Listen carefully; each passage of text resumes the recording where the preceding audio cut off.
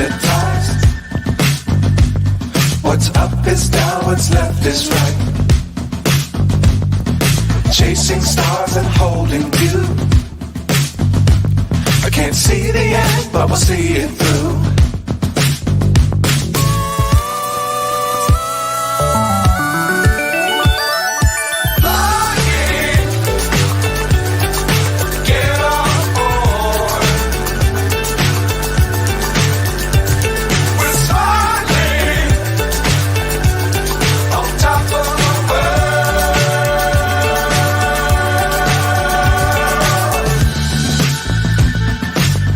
Times don't fly too high. Be sure to keep the ground in sight.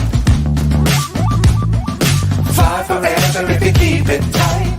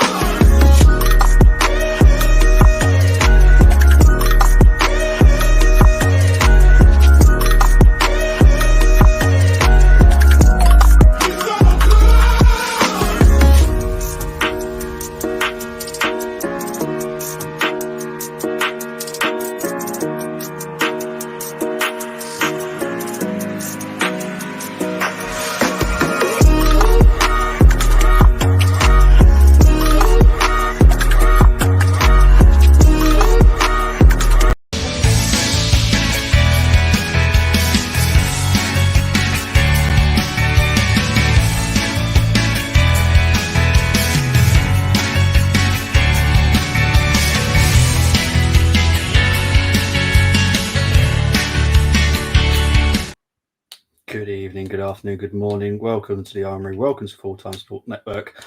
Welcome to Arsenal 0, West Ham 2 match review. Well done. Thank you very much. See you later. Bye bye. I don't want to do this. How are you doing, Canners?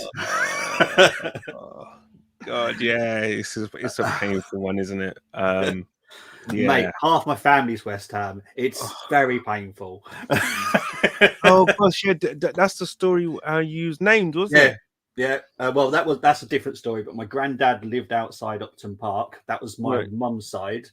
My dad's granddad lived by Boreham Wood, Arsenal fan for since he was born, 1920s. So yeah, West Ham, Arsenal, literally throughout the whole family. Yeah. It's a painful one. definitely, and it was painful watch last night. I tell you, being there as well. But we'll get into it, no doubt. Yeah. Well, I want to know because you said something not cryptic, but it was something that you said earlier in I don't know what WhatsApp group it was, but about the fans.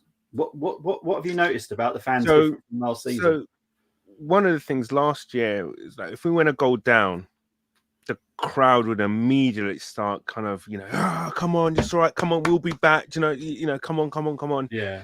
But it just seemed like a collective kind of groan when the first goal went in more, and it kind of went a little bit quiet as if to say, what the hell is going on? Tottenham are losing, are we going to lose as well? And this is where we could push another 3 points away from them, going top. I think there was a lot of going on inside, the fans' minds in a sense. And I think it's more so this year it's more of expectation, whereas last year it was a bit of a kind of flipping it, we're blowing teams away here. We're scoring the early goal and we're blowing teams away. But this year, we've been probably a little bit more controlled, but there's now an expectation for us to do well, and the crowd are the atmosphere in the ground is more of we gave you a kind of a free pass last year, for going goals behind. This year we're not, we expect now to have learned, and now the team to evolve and move on, and not, this stuff shouldn't be happening. Big teams don't fair enough, go one behind, but especially when the second goal went in, it was one of, that's it. That is it. I can't see us scoring a goal, let alone two. It was weird. My question is to you. I've got another question for you later, but this one is bothering me this season. Is last season we were entertaining to watch. I enjoyed some games last season. Yeah. This season, I can't really name more than 2 games I've actually enjoyed this season watching Arsenal. We're now in coming up to New Year. Do you think that's on the fans' minds because they're not being entertained? There's no games that are like, wow, this is fantastic football. It's more like, oh, for God's just grinding them out, isn't it? We're grinding. we're trying to grind results out. I think that I think there is that little bit of pressure on the players now. I think this season, a little bit more. I'm not going to go overboard on last night's. I'm not going to hit the panic button on last night's result because it happens. I mean, listen, what was it last year when Brentford beat Man City? Who would have thought that? At Etihad, things like that. Those kind of results do happen. Yes. Rather it happens now. Get our shit together, sort it out. Look at the videos. Where can we kind of get better? What can we do in order for that kind of result doesn't happen again? Learn from those mistakes early, and then in the second half of the season, kick on. And I'm hoping that the team actually does that because, for me personally, that's what big teams do. They learn that. Might start a little bit slow, as Man City did last year, and they're doing this year. But then second half of the season, they get their shit together, and hopefully that's what we'll do. Yeah, but it's just frustrating. Like last night, I was literally just laughing my head off because it was just a joke. We'll still be playing now, Bobby, and we wouldn't have scored. It was horrendous. We'll go into the stats in a bit. It's just horrendous to watch. But my concern was, and I know that someone replied very quickly to me when I said this, that West Ham do beat us more often away than they do at home. And I think it was the silver one says, look, I know you love West Ham. Look, I do. I have a soft spot for West Ham. It's difficult not to. But I did say that West Ham, they do tend to beat us more at our own ground than away. I know we haven't beaten us for a few years, but the form for me goes out the window. West Ham were now in 6th. They're not exactly a bad team this season. No. They're a very decent team, and the one player that really impressed me yesterday was Kudus. Who did I say we should sign? He physically, White couldn't handle him.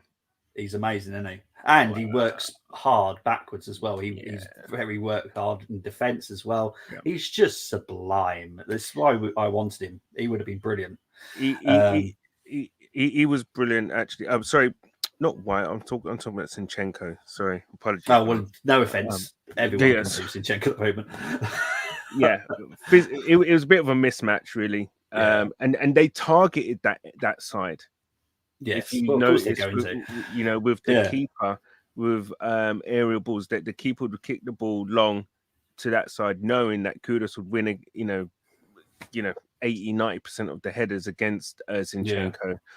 A lot of the times, Gabriel had to come across to try and help out and stuff. And it was. I saw the tactical battle going on, and straight away I said to myself, "We need to score the first goal." Yeah. This is the game where it's so important that we score the first goal for a number of reasons. One, for confidence, because we fair enough, we beat Brighton and stuff, but we wasn't in any way, I think, efficient. And two, we needed to score that first goal because I knew exactly what West Ham would do as soon as they get, they've got then something really to hold on to, and all they'll then do is play in the break, hope to get then, maybe a foul or something, set piece. Ward-Prowse, absolutely deadly from anywhere, within 30 yards. Of he can literally put it on a sixpence, he can. And you're in trouble. Yeah. My last question, mate. I apologise for keep asking the questions, but I just want Obviously, we No. both know what's been going in the group WhatsApp today. We all both know what's been going on in there, and I've just ignored majority of it. I've just left a statement because that's what I heard today. But anyway, do you feel that Arteta sometimes is too stubborn to change? Like, because obviously we all knew, and I think I've just checked how many people picked Zinchenko for left back for the preview. I did. I know you did, and that's I'm not having a go at you. It's just we all knew what was coming. Like Zinchenko clearly cannot defend, and he was either going to be up against Bowen, he was either going to be up against Paqueta or Kudu. All three of them would have caused him a nightmare. Kill him. Yeah, and we all knew this. And look, a lot of people say we're just football fans. We know nothing. We've watched football long enough, and we don't just watch the Arsenal. We watch other games too. We watch other teams. We all knew what was coming. So why do you think he just didn't put Kivior in there, which would have been, for me, a little bit of a safer option? Doesn't trust him. Okay. I think, plain and simple, he doesn't trust him. I mean, he hasn't played as many games as I thought he would have played. Kivior, and also Reece Nelson, because you know, I mean, I know. Sorry to digress a bit, but no.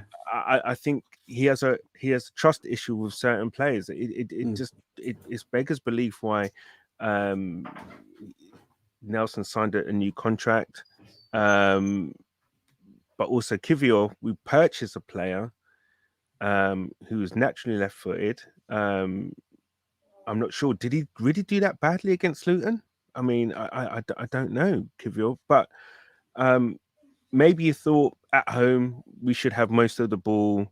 I can throw, you know, Zinchenko in. It shouldn't be a problem. But I agree with you. I mean, someone like Kivior should have come in, but I just don't think that Arteta trusts him. And I think the same way is going for Trossard as well. I think he kept him on far longer than what he should have, thinking that I'm going to give him a chance and see if he does something. Then when I don't pick him, nobody can say anything to me. And it's we got a trouble. We're in trouble on that left-hand side, you know, with Martinelli and Trossard, because none of them two have got any kind of form whatsoever. Do you feel that they're both hampering each other?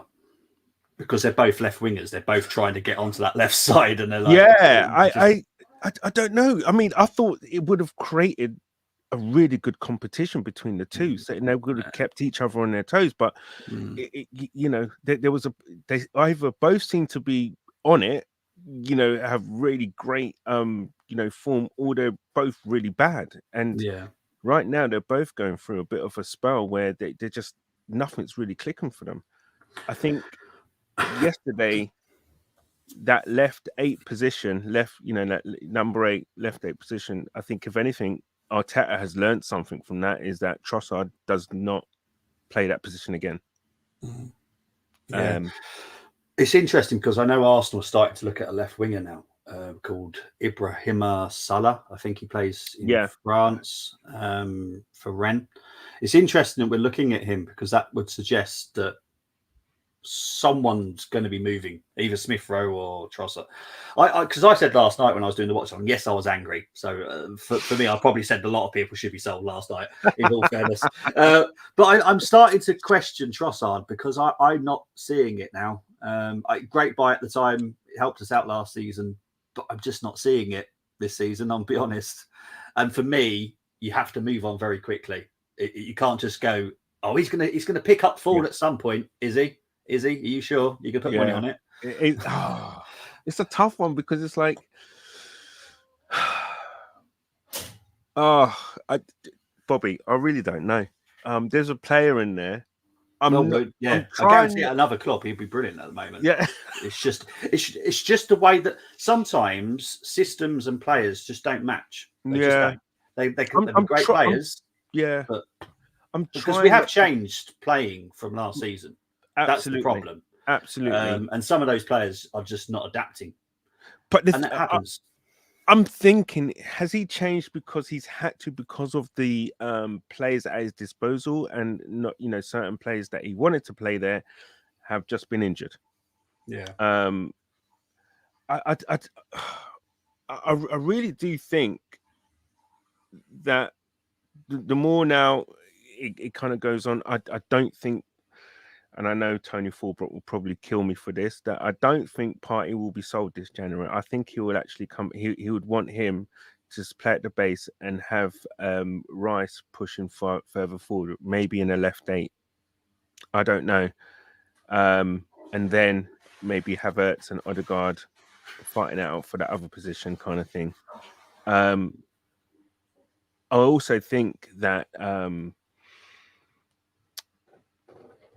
Partey has been missed by 2 players, one of them being Martinelli, and the other one, I think Martinelli feels his the loss of Partey, and also, strangely enough, Jesus as well. I really do think what Partey brings to the team aids those players, which will allow Martinelli to have that bit more space and a bit more time for one-on-one. He can see a pass a little bit better, I feel, than Havertz or Rice. I really do. But everything else, obviously, Rice does better. But I think there's that progressive passing which we are lacking. Havertz can't play that. That forward pass that Xhaka could play. Yeah. And I think that is what's missing with Martinelli as well. Those passes going forward, because Havertz is not really a passer of the ball as a Xhaka, and also a Partey as well. And I think that a lot of that is missing, and I think that is really hitting Martinelli, because Xhaka would normally free up, be able to play that ball in between the lines for Martinelli and for Jesus as well, and then you would see the combination of Jesus and Martinelli. That hasn't really happened this year, because remember the talk last year was about, if Martinelli's not playing well because Jesus isn't playing, and it was, those two had such a great link up on the left hand side, and then you had Odegaard, White, and Saka on the right hand side. When those combinations are clicking on both flanks, we're cooking. But I do feel, as much as some certain people might hate to kind of like admit it, we are missing something on that left hand side, and it may have been Xhaka and Partey. Yeah, I don't know if you managed to read the message before I came on. Some information that I was privy to today, and it was like, I think basically KSE are very unhappy with how things are, like transfer wise, and the players that we've got that come in and basically haven't kicked on or done as well as we expected to. Injuries. I agree with them. Yeah. Vieira, Kivior, even Trossard you just mentioned as well. All of them weren't bought for pennies. They were all big money. Yeah. So the strategy has changed within the last 2 days, literally. So the list that we've actually had has been dwindled down drastically. New players have been added to it as well. So yes, as for, because you were saying about Thomas Partey, if the money comes in for the right offer, he'll be sold in January no matter. Really? Due to the fact, and we all know why, it's all obvious, it's the injury problem is the big one. Obviously, there are other issues off field as well, but the big issue is we just can't keep him fit for whatever reason. He may be allergic to English grass. I don't know what it is, but there's something not right with him here in England, because obviously I've looked at his record at Atletico Madrid. I think it was literally 35 days he missed in the whole of his career at Atletico Madrid. We'll be lucky if he's played for 35 days in the England side. That's alarming, isn't it? That is alarming. It's scary. But I'm going to let Canners chill out for a minute. I'm going to get into the comments. Sorry, guys, I've been missing. But we had a little natter, which basically trying to avoid talking about last night's game as much as possible. That's what we're trying to do here. All my stuff is ready to upload, and I really don't want to talk about it, but I know I have to. It's painful, I know, but it's got to be therapy, right? Yeah, exactly. Well, supposedly. Big up. I'll be at the. Oh, big up to you, mate. Hope you enjoy. I was going to say, hope you enjoy Wigan, but I've been to Wigan. You won't enjoy it. It's a horrible place. I'll be honest. It is. Have you been to Wigan? No, I think the furthest. Yeah, no. No, only joy. Hopefully, Carlisle get the win. To be fair, it's long drooling season. No need to panic yet for Arsenal. I was watching the darts, but apparently you were awful. You need to strengthen bench, in my opinion. That was another thing, wasn't it? Yeah, Nelson's not good enough, and Nketiah's not good enough. You were struggling to see really.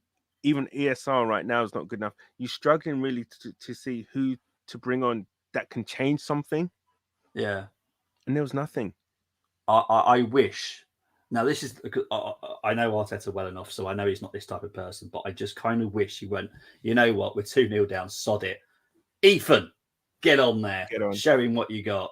But I know he's not like that because he's not a big risk taker. He really isn't. I get the questions where everybody thinks that he's stubborn and that. I get it. I really do.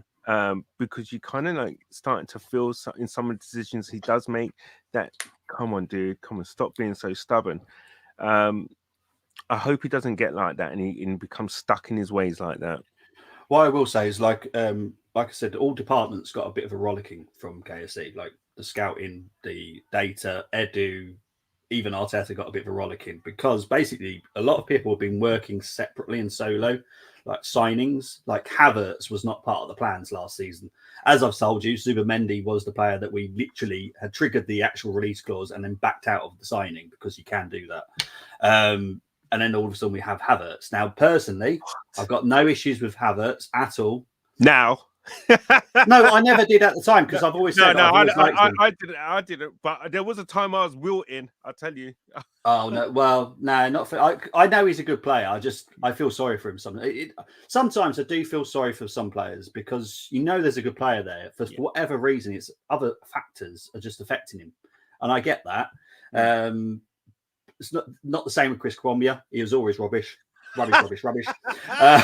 Sorry, Chris. I'm only joking. You watch it. I'm sure he watches. It's Tony Colebrook, isn't it? I'll tell you, me and him always have a good giggle when I actually do get to speak to him because he knows how much I hated him as an Arsenal player, but I like him as a person. It's an Ipswich Town thing, guys. Come on. But anyway, but yeah, it's so yeah. Putting out a Zubimendi for me, Zubimendi would have changed that midfield. Rice, Zubimendi, Odegaard. That frees up Odegaard to doing what supposedly he does best, and I do put it like that because, yes, last night he was better, but there's been games I've literally called 999 to waiting persons because I was slightly concerned that it just gone missing. It's just absolutely. I think he's probably been through his most troublesome period of his Arsenal career. Last few weeks, months. And I know you said something a week or two ago about like the world class, because a lot of people are saying he's going to be world class. I don't believe it yet because I haven't seen it. Where's the trophies? Where's all these accolades? I haven't seen it yet. And for me, world class players don't go missing. They just don't. No. Messi is playing in America. Still turns up. He's playing with absolute rubbish on the pitch, but at least he still turns up. And he turns it on. Yeah. And Carlos Vela, I know I'm talking about LAFC now because that's my American team, who have just signed a Tottenham player, which I'm fuming about, by the way. Oh, no. Because Hugo Lloris, seriously. God. Anyway, that's a whole different situation that I've got to deal with, not you guys. But yeah, but even Carlos Vela, like a lot of the LAFC, some of them just aren't good enough, but he turns up and saves them most of the majority of the time. And that's a world class. I'm not saying Carlos Vela is world class, but it's when you've got the ability, they're the people you just need to show that they just play every single game, no matter what. Yeah. And that's where I struggle with Odegaard. If Arsenal aren't playing well, nor does Odegaard, and that's not good enough. Yeah. That there's some players, right, that you can go 90 minutes or 90 plus, whatever minutes, right, and they'll do absolutely nothing, but they'll just do that one thing, that one thing, and then you just say, "That's Haaland." Do you know what I'm saying? Yeah. You know, just do that one thing. You know, someone like play a pass through ball or something. Do you know what I'm saying? Kevin De Bruyne, Be yeah. decisive. Yeah. Yeah. That to me is a world-class player because for 90 plus whatever minutes it is, they're always probing, looking, or trying to do whatever. But as you say, when Odegaard goes missing, he goes missing. Oh, Flipping geez, it. yeah. Call him Casper. I'll be honest, he did have a good game last night. He did. I was was probably the best of the bad bunch. Yeah. I was going to say, and that it's not saying much, is it? Exactly. Right, let's move on. Tony Fulbrook saying, "Evening, Bobby and Canners. Evening to Tony. Hope you're doing well, mate. Team's ratings, everyone except Raya and Odegaard not applicable. I'll get that because even Ray had a good game last night. He Great did. save the penalty. Well. We would never save penalties, and he saved one. Yeah, 3-0, and with Rice giving away the penalty, would have just been. God, yeah. I tell you, Declan got away with not getting a yellow for that one as well because that was an awful challenge. But yeah, should have got a yellow. By that time, he just given up. Yeah. F this. Bobby Canners, just a thought with Havertz not playing and Timber injured. Have we really progressed from last year? Not for me. We missed Havertz, and for a lot of the Arsenal fans moaning that we shouldn't have signed him, saying he's rubbish and all this, we missed him last night. No, we really did. But there was something that really annoyed me yesterday. There was two players. Every time he was trying to go forward, and all the crowd kept wanting was to be quicker, play it quicker. But there was two players on that bloody team that just kept slowing everything down. Zinchenko and Trossard. How many touch he'll do? One touch here, one touch there. Look forward. No, let me go back again. And they were both guilty of it. And the crowd were just saying, just even get it forward, release it, play. And it was just so slow. So slow. I'll be honest, because I don't know if you noticed, because obviously you were there. Obviously, we're watching TVs. It could be a different view for you, but for me, Zinchenko was playing more midfield last night, and it doesn't work. It just doesn't. I'm going to scrap that idea. It was freaking frustrating. It really was, and he slows everything down. And that extra man in midfield, to be honest, we didn't need it. We didn't really need it because they set up in such a way. It was that they let us have the ball. They were like, break us down if you can. We've cut off areas, but break us down if you can. They really pressed us. So that extra man in midfield wasn't really needed. Yeah. I agree. Just to let you know, my internet is playing up a little bit, so I do apologize if I do just drop out. I will come back in as quick as I can. If only, Temmie, your alternative teams give me nightmares. You normally put Cedric in there, you put Lacquer in there, Orba. Yeah, no, thank you, Temmie. I love you, but no.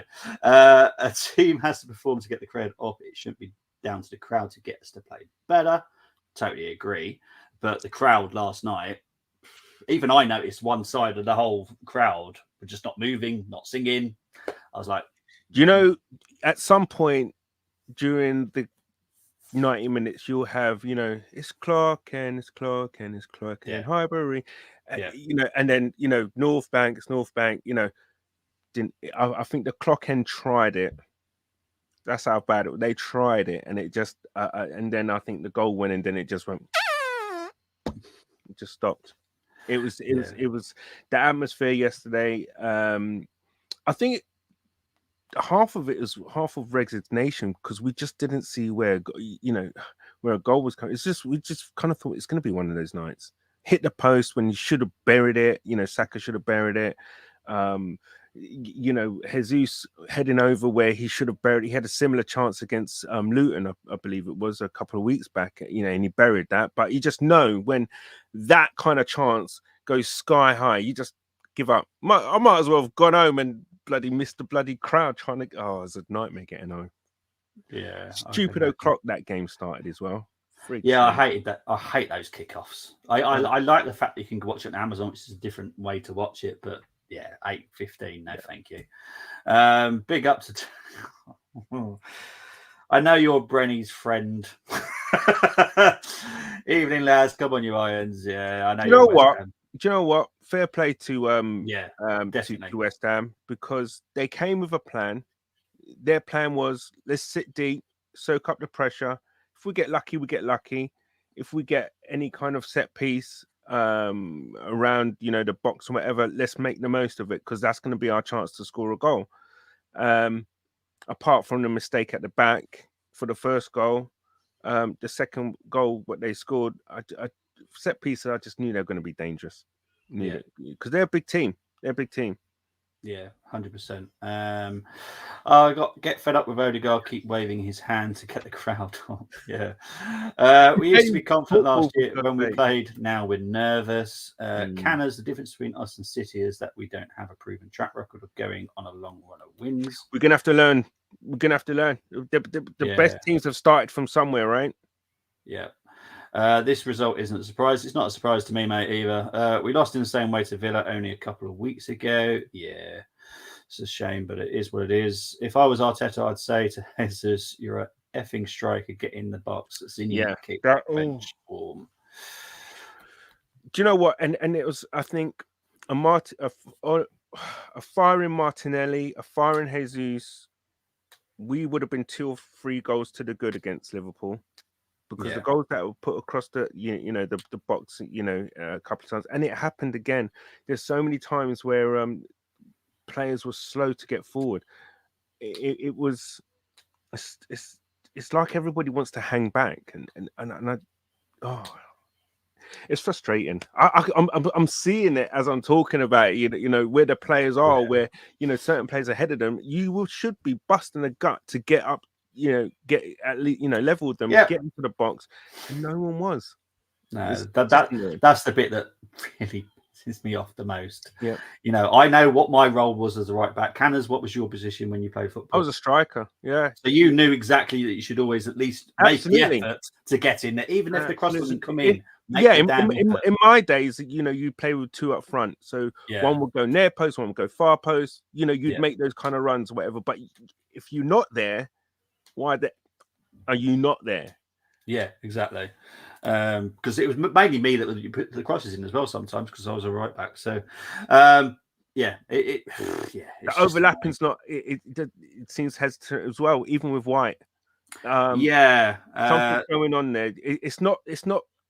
It seems to be kind of juddering the system. Again, it's because we're looking at Frimpong and stuff like that. It kind of then puts another question mark on what is the long-term plan for Ben, because clearly I don't think it is being a starter, because Frimpong can play right back, but he can also cover us for Saka as well, which is great signing if we get him. But yeah, it's just not looking right for him, and I'm one of the persons that actually love him as a right back, but at the moment, jeez, it's not. Yeah, it's when they're playing well, the 3 of them, Saka, Odegaard, and White, they carve teams open. 100%. And and the overlap and the little kind of intricate passes, what they do, and the beautiful thing is that I see it because it's straight. I can see it directly there. I see it. And yesterday they were trying it, but they kept misplacing the passes. I've never seen Saka misplace a pass so many times yesterday as I did yesterday. It was I don't know whether it was West Ham's tactics or we just had one of those days. I really don't know. But we was really, really bad in terms of passing. I'd really love to see our passing stats and how often certain players gave the ball away, because our passing accuracy was amazing. 92.2%, which is the highest it's been for weeks. We must have done about 1,001 passes then. Because you wait till you see West Ham's. You wait to see West Ham's, mate. It's ridiculous. You look at the stats and you think, how the effing hell did we lose that 2-0? But well done to. I'm not taking any credit. No. Football's about putting that ball in the onion bag, and we didn't do it. They did it twice. Boom. What concern? I don't know if you noticed it on Arsenal Twitter page, but the team of the week for training. Did you notice who was in goal for the team that won? No. Cole Hine. Now that says to me everything. If Cole Hine was in, no offense to Cole, I know you're. Oh, actually, I saw the picture of all of them.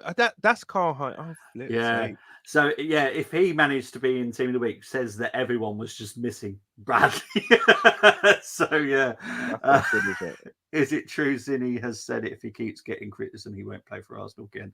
That's what's going around. Jeez, I blooming hope not. I tell you, it's a tough titty. Yeah, what? God. Oh, I'm getting people are telling me I'm playing shit. I won't play for you again.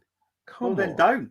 See you later. Come on. Ask for a transfer. If that's real, ask for a transfer and leave Arsenal Football Club because and fines. I don't know. Take up fishing because this is elite sport. No one can take the mick for you not catching a fish, isn't it? Hey, it's just one of them days, isn't it? Yeah, I don't know why fishing was the first thing that came in my head, but never mind. I literally have no idea. But no, seriously, every single player at elite sport, Silver One knows that I've taken up NFL. I like watching NFL now, so every single player gets criticised no matter what. And the next game, they ever have a good game or they have another shocker, they'll still get criticised if they have a bad game. It's just life. You're paying fortune. I mean, what really makes a great player is one who comes out of that sticky period they're having and comes out stronger for it. I can't believe Zinni has said that. No, what I've noticed on the pitch, Canners again, you probably struggle because you obviously sat situated and obviously we get zoomed in. But Zinni has a go at certain players for making mistakes. I'm thinking, you should shut up, mate. I don't think you should say a single word sometimes. Just keep your mouth shut. Yeah.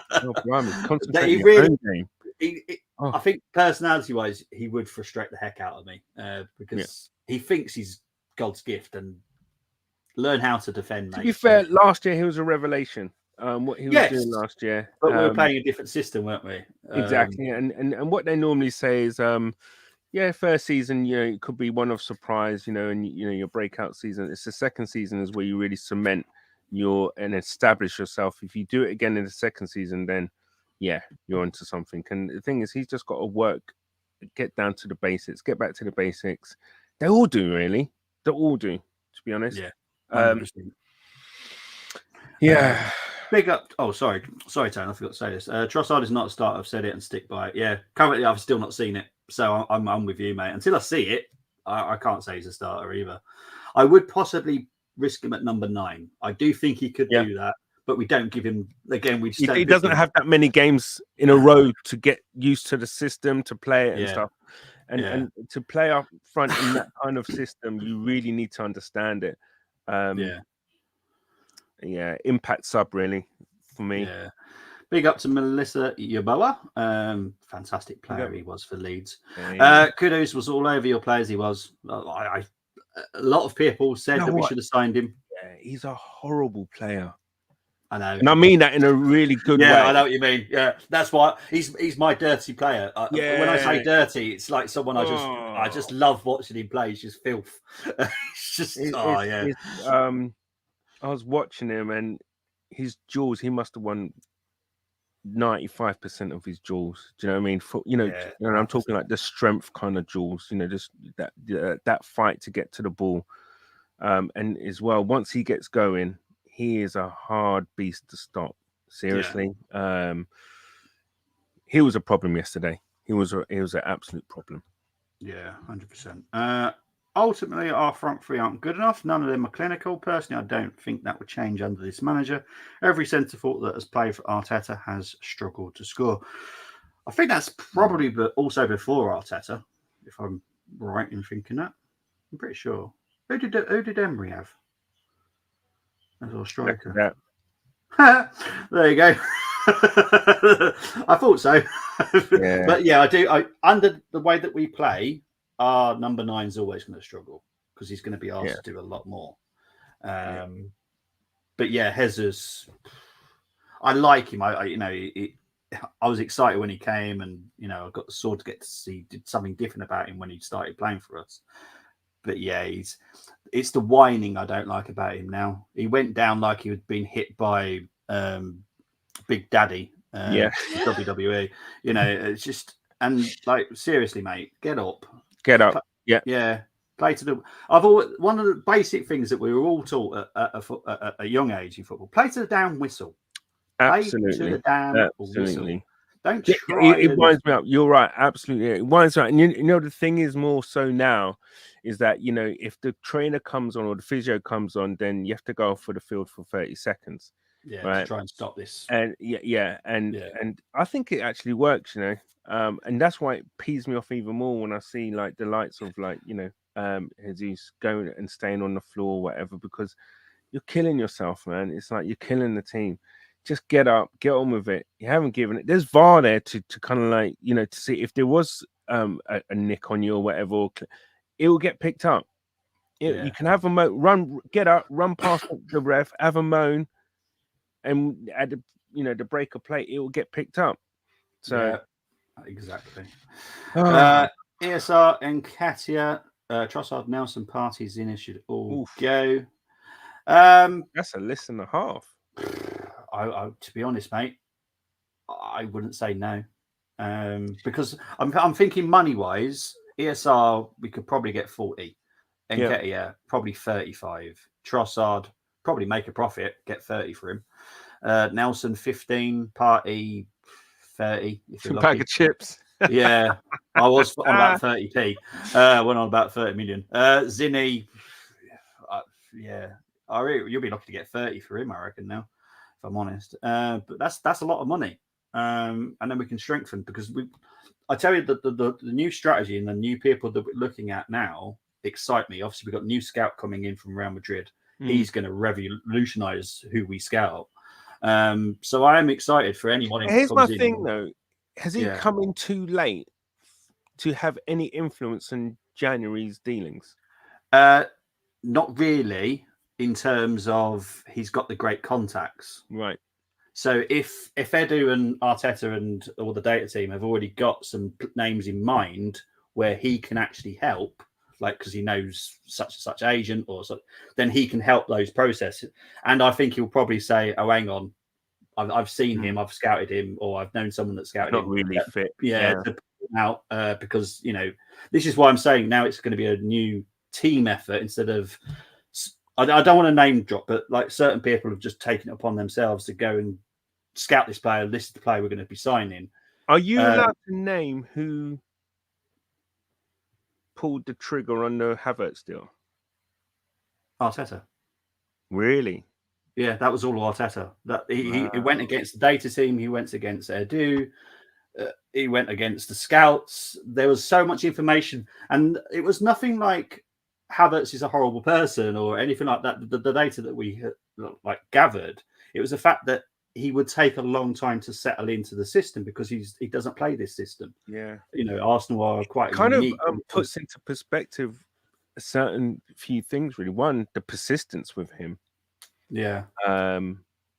Because a lot of players would not, and I think then maybe you can say that really he's more liable to sell ESR, to keep his signing, Havertz in that position.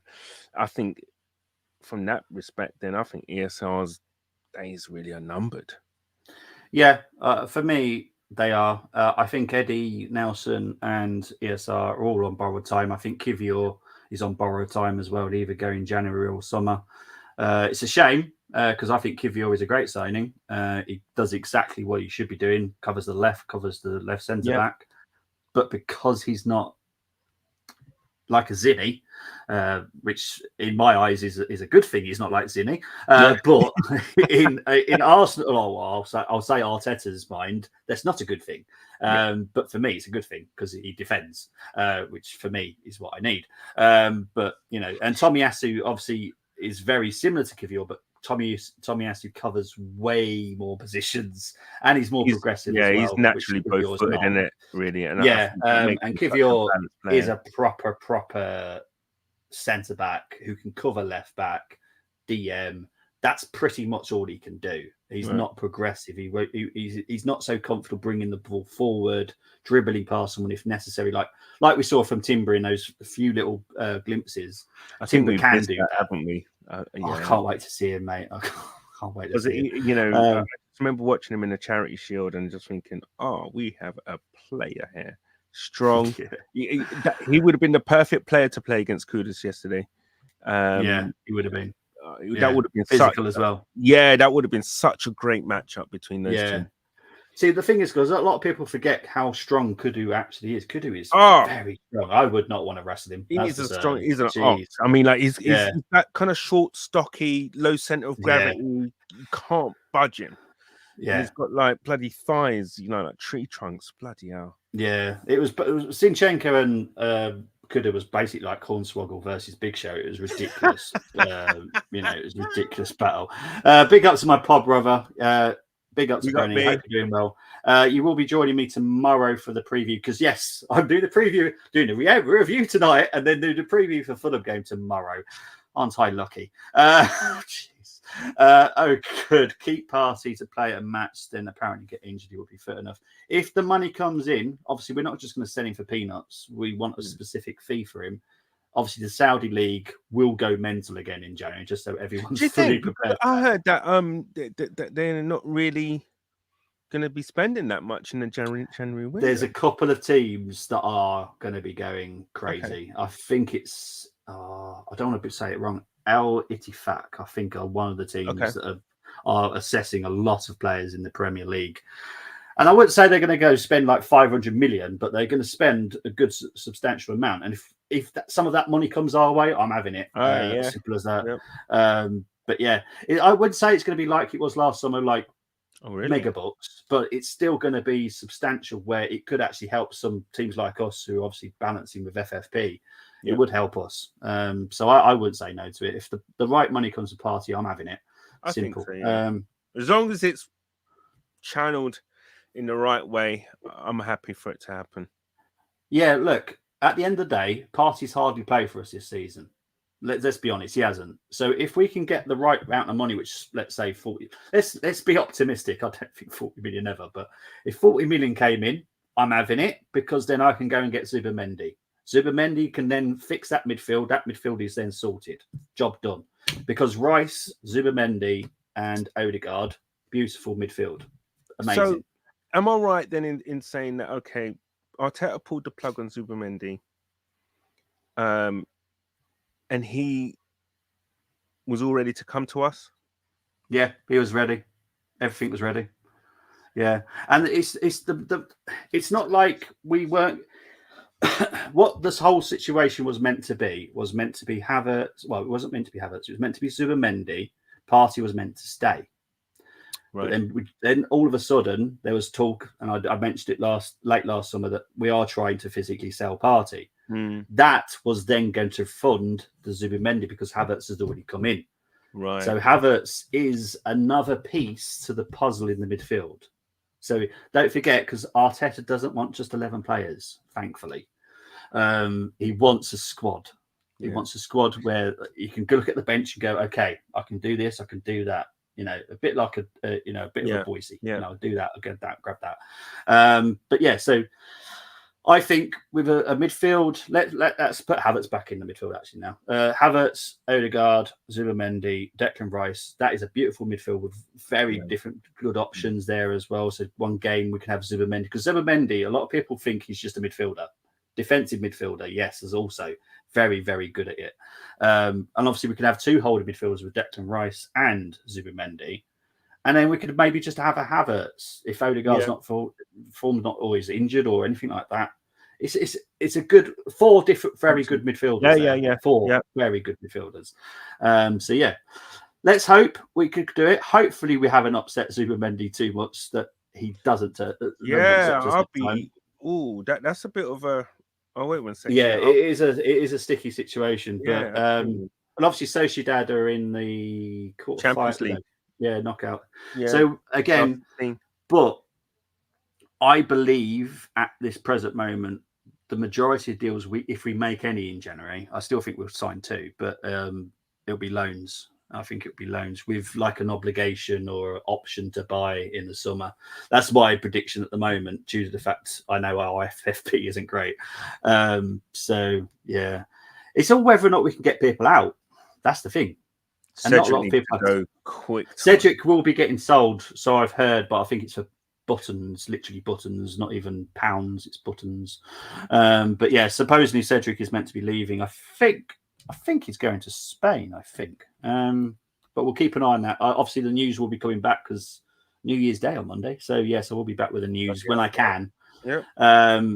That team yesterday will not beat Fulham. No, we'll have Havertz in, Tony. Yeah, it's mad how many people were hating him, but I love the fact that I will get to see Havertz again because he will cause them problems, and I like that. I still want to see a midfield combo of Rice and Partey. I Brenny, do as well. have you got an Iceland near you? Because they've got a party section with a lot of rice in there. You can make a little midfield combo there. Sorry, Brad, I had to do it. I know a lot of people. Look, I would as well. In a lovely fantasy world, I would love to see that. But in the real world, I can see it not happening. But yeah, go to Iceland and go and find the party area and go and get some rice, and you'll see it in real there, mate. Canners now don't pick on. We never pick on Havertz, I promise. I won't stand for it because, to be fair, he's been one of our best players this season, and he's been the most progressive as well. He's actually got better and better and better instead of some people have just got worse and worse and worse. Big up to Bargav. Hey, so I just want my Champions League. Missed a game. Should I be pissed? Yes. There's no other way of saying it, Bargav. You know what? It's probably the most frustrating 90 minutes you ever watch in your life. Seriously. Yeah. It's frustrating. It's just, you're just on edge. Oh, you know, if you didn't see the score, if you just saw the stats, oh yeah, and you would say, okay, do you know what? Guess the score. Honestly, mate, no one would get it. Yeah, I promise. I know we're 50 minutes into the show. We've not even got on the stats or anything. We're not trying to put it off, I promise. We're now trying to get in. We're just trying to have a nice little bit of Arsenal therapy here. There is something about people blowing bubbles. Yeah. To be fair, I've not taken any credit away from West Ham. No, brilliant performance. You know, they did what they needed to do. West Ham banter having been there. No Kai, no party, says Bargav. Is it 1-0 to Wigan? Oh, no. Sorry, Chris. Is it 2 now? Oh, geez. January window decides who wins the league. Well, to be fair, yes, because Liverpool, Man City, and Arsenal, and any other clubs that are possibly involved, yes, they all need to make signings. Calvin Phillips now doesn't look like he will be sold, but it could be a loan now. So they're all making movements now. Question: what has happened to Martinelli? You don't go from 15 non-penalty goals to this abomination. To be honest, I would say the Zinni situation isn't helping him. Personally, I actually think it's Havertz and Xhaka. Yeah, you think it's it could be two totally different. Players playing in that position where Xhaka helped him so much. The thing is that Xhaka was such a personality, and I'm pretty sure that Xhaka was talking to Martinelli a lot during games of where to be, where to go, when to go, and I think Martinelli being a young player, he might miss that. And also, as well, as I said, Havertz is not that really progressive forward passing type of player, whereas Xhaka was, and I think that is hurting him personally. Yeah, I agree, mate. Winston and Lukonga should be no. Demi, why do you like doing this to me? Lone Conga, I like the name. Oh yeah, trust me. As far as I know, I think Luton are trying to cancel the loan. I heard that as well. That's harsh. Wow. So, from what I've heard, it's for good reasons as well. So I he had a decent game apparently the other day. Did you say what you've just said again? I read or heard that he's had a decent game. Decent game. That's the problem with Lukonga. He will have a decent game, but other than that, he's probably without being too mean. What's his name? Done one else, didn't he? Company. He flipping it. What? He's a proper car salesman, isn't he? Vincent Company. Definitely. Yeah. Oh, mate. Yeah, God, mate. that is a Boise with the Capri car that he sold Del Boy. That is horrendous. Outsider's opinion, big ups to Janjua. One of the biggest problems you have is Arteta will continue to play Havertz and Trossard to justify their signings, 100%. And as if by magic, they will somehow become the top 4 club players, 100%, Janjua. You obviously speak to Brenny a lot. You can tell because that is spot on. I do think Arteta is just way too stubborn. We laughed at City for selling us Zinni and Jesus. Are they laughing at us now? Probably.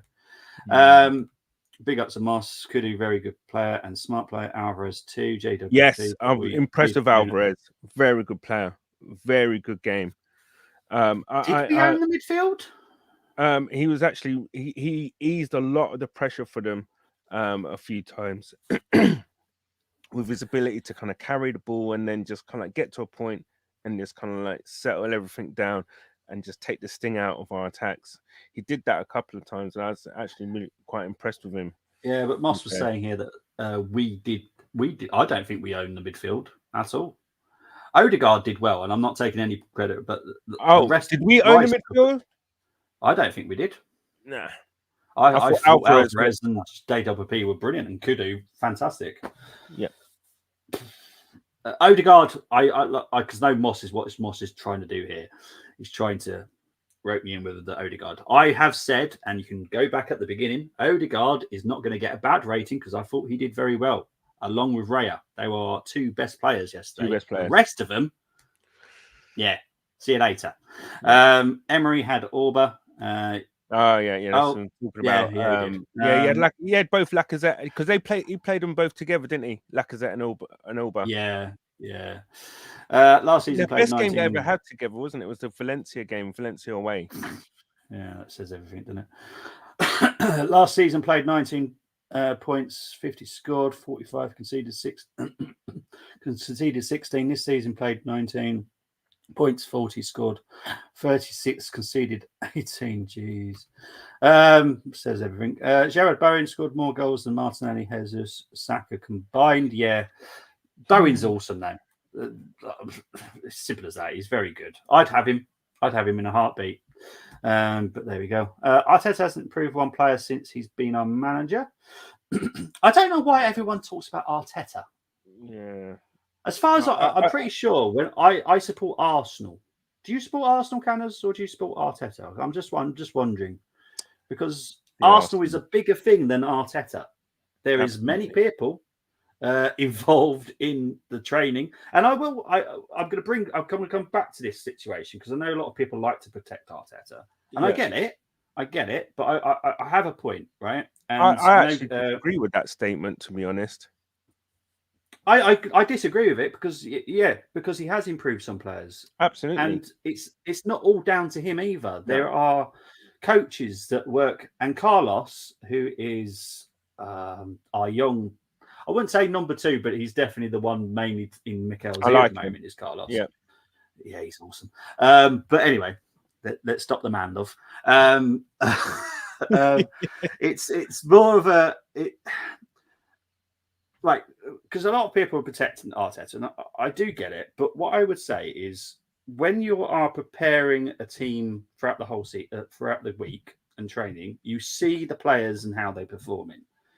Now, a lot of people go, "Oh, it's the players that aren't performing." Is it really? Are you sure? Because if they were performing well in training and they don't turn up at the weekend, yes, but that shouldn't happen every single game. No, like they shouldn't be performing well in training and then not performing at the game. Something wouldn't be right there. So my theory is that some aren't performing that well in training, but Arteta is so determined that this system works with all these players that he won't change it. Yeah. But I know that there are players that are performing extremely well in training and we haven't even seen them play yet. I'm not, obviously you all know who I'm kind of on about. Yeah. It might be youngsters, but we're not seeing them anywhere near our team. But they are performing well, and I do say well, in first team training, not their drone training. In first, they're holding up their own against our own first team players. What does that tell you? Well, it's one of like cliques and kind of groups, isn't it? Really, and Yeah. the manager picking his favourites at the end of the day. And we can't do that. No. This is football. You know, I'm sure George Graham probably hated some of the players he picked. I'm sure, Yeah. you know. But he knew that they'll turn up on a Saturday because they've trained bloody well. Yeah. There was one thing, actually, I was kind of, I know I'm probably going off track a little bit, but just to kind of emphasize your point, really, is the fact that I was watching the Sol Campbell thing, you know, for him joining. He's been interviewed with him joining the Arsenal and everything. And one of the things he said was that, you know, the interviewer said, you know, how hard was it? There was a picture of Perez and Henry. Yeah. And the interview said, how hard was it to play against those guys in training? He said, they probably thought the same thing against me. Because we all of us pushed each other.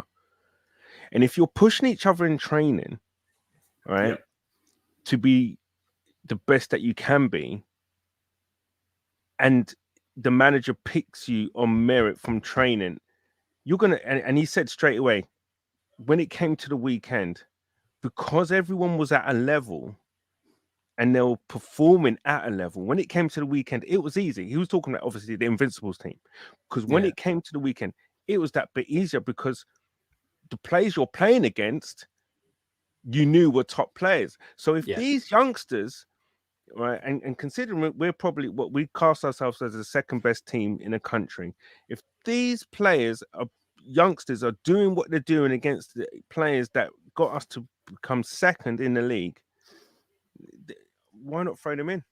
Yeah.